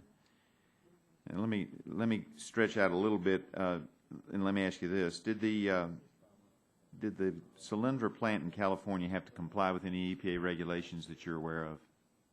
Sir, I'm happy to look, but I don't know off the top of my head. If you would look at that and also look to see if there were any delayed implementations or modifications of any EPA regulations, I would appreciate that, if you would, happy please. to get that information. And along those lines, were you involved in any discussions at the White House or the DOE in regard to Solyndra prior to 2011? None, sir. All right. I appreciate that. And I'm just wondering if you've had an opportunity to see the Commerce Department's analysis in regard to some of the EPA rules and regulations. because while it's not available to the public, apparently there's a Commerce Department analysis that's being circulated that it would indicate, particularly in regard to Boiler Mact, that job losses could be between 40 and 60,000. Have you seen that document? I have seen references to unfounded studies, but I can tell you our range is 6,500 jobs created to 3,000 jobs lost. And most of the jobs, if they're creation of jobs, are going to be jobs in retrofitting the boilers. They're not going to be new manufacturing jobs. Isn't that correct? Well, they're boiler makers, but there could be manufacturing of the pollution control equipment, bag houses, scrubbers. I actually met yesterday with a company that's building a factory. They make bag houses, and that is one of the technologies that would be put in place. They're hiring thousands of people, I think, in North Carolina. All right. And did I gather from your answer earlier that you all are still working on the situation with the definition of materials that are solid wastes in regard to Boiler Mact and incinerators? I have nothing to tell you today, but you asked whether I had concern, and we are still continuing those discussions. Okay, and have you all acquired all the relevant data that you need to make those decisions? If you have any, we're happy to take it, sir, especially from you. But I believe the staff have lots of data from the industry and have heard their concerns. All right. I appreciate that and yield back my time, Mr. Chairman. All right, the gentleman yields back the balance of his time. I think we finished. We just have some concluding remarks by the ranking member and myself, but we have a number of documents that we want to put in the record by unanimous consent. I will allow the gentlelady from Colorado to indicate which ones she's approved, and we'll put them in by unanimous consent, if you don't mind. Thank you, Mr. Chairman. Just to make a record, we've got the documents that Mr. Burgess had just referred to. One of them is a letter dated September 20th, 2011 from the Southwest Power Pool. The other one is a document, Title 42, Hiring Practices at the U.S. EPA, that was apparently produced as a result of a FOIA request. So we won't object to those documents. There's a letter from the Louisiana Department of Agriculture and Forestry dated August 11, 2001 that Mr. Scalise had requested, and we don't object to that. There's looks like a page from the DOE website about mercury emission control R&D. We don't object to that. Then we have what appear to be 3 portions of EPA documents. We've got a cover sheet on each one, and then we've got portions of the documents. I must say that I was tempted to object to these on the basis that they're just incomplete. They're just portions of it, but as long as it's with the caveat that we all understand that they're just select portions of these documents, I won't object to those. And then finally, we have a little packet that was given to me, and they're kind of different things, so I'm going to reference each one. The first one is a chart. It says figure 614, percentage of total PM-related mortalities avoided by baseline air quality level. This appears to be one slide. Is it possible you could approve these without no, sir. giving your interpretation of each one? No, I want to give a record as to what they are. I mean, because just list some them, of them but are you're subjective. now giving your interpretation of each one. Well, in that case, I'll just object to having it put in the record. Well, I don't see why to object. These Because are all sources of I'll graphs. tell you why, because they're from different places, and I don't want people to give an inaccurate view of where they're from. The first document is one slide from a larger document on the EPA. The second page of that is a graph that was prepared by the majority committee staff. The third and fourth pages of this document are just charts or just quotes taken out of other documents prepared by the majority committee staff. And the final page 5 of that document is apparently a chart that was provided to the committee by FERC. So they're all from different sources. I just want to make that record, and with that caveat, I won't object to that document. And then I've got a couple of documents as well. There's the document August 2011 by the U.S. Environmental Protection Agency, improving our regulations, final plan for periodic retrospective reviews of existing regulations. This contains all of the different regulations that someone had asked the administrator to provide to this committee. So I'd ask unanimous consent that that be placed in the record. By unanimous consent, all the documents you mentioned will be placed in the record. Then I have two final documents, Mr. Chairman. These are both the studies that I mentioned in my opening statement about the positive job effect that environmental regulations can have. And I would ask, we've showed those to your staff, and I'd ask unanimous consent that those be. And they all have sources, right? Yes, sir. Okay. By unanimous consent, so ordered. We have concluded our questioning. We're going to adjourn shortly. Does the gentlelady from Colorado have any concluding remarks before I finish mine? Yes, sir, I do. I just want to reiterate our thanks to the administrator for coming today. And I'd also like to note, after having sat here for now almost 3 hours, I haven't heard any evidence that the EPA regulations that are being proposed are actually having a detrimental effect on jobs in this country. And in fact, as the studies I just entered into the record indicate, thousands of new jobs in the clean energy environment will be created, in addition to the thousands and thousands of lives that will be saved because of a better environment, and the millions of people whose other respiratory illnesses and so on will be diminished because of these. So I just want to say, it's easy to talk about regulatory reform, and nobody in this room, including Administrator Jackson, believes that we should have overly burdensome regulations. On the other hand, we need to look clearly at science when determining what those regulations should be, and we need to balance in a scientific and careful way job creation and the preservation of public health. I think that's what the EPA is trying to do. I commend them for a very difficult evaluation, and I urge them to keep it up, because we need to protect the health of Americans while at the same time preserving our economy and creating jobs. Thank the gentlelady. I would just say in conclusion that the fact that the President opposed the EPA's proposed ozone rule would demonstrate that what the gentlelady indicated earlier, that the President also is worried about over-regulations coming from EPA, and he had to step in. And I think Republicans are glad that he shares our same opinion. I think it was clearly demonstrated by Mr. Barton from Texas that the EPA has hurt jobs in Texas. He cited a couple power plants. The EPA administrator thinks that it's not true, but the evidence is that it's killed 2 large companies over there, and he also talked about plants in his congressional district. I think the third point we pointed out is that no one is accusing anyone of trying to dirty America with whether it's water or air. We're all on the same team, but we believe that over-regulation by the EPA's 18,000 plus employees could damage the economy, and obviously the President agrees. What we worry about is the EPA might be justifying regulation by claiming benefits much, much larger than the science advisors' estimates of public health risk. And that violates the executive order and kills jobs. The President issued a edict from the White House saying that he wants to roll back regulations. EPA is making an effort. I ask them to continue to do so. And with that, the subcommittee is adjourned.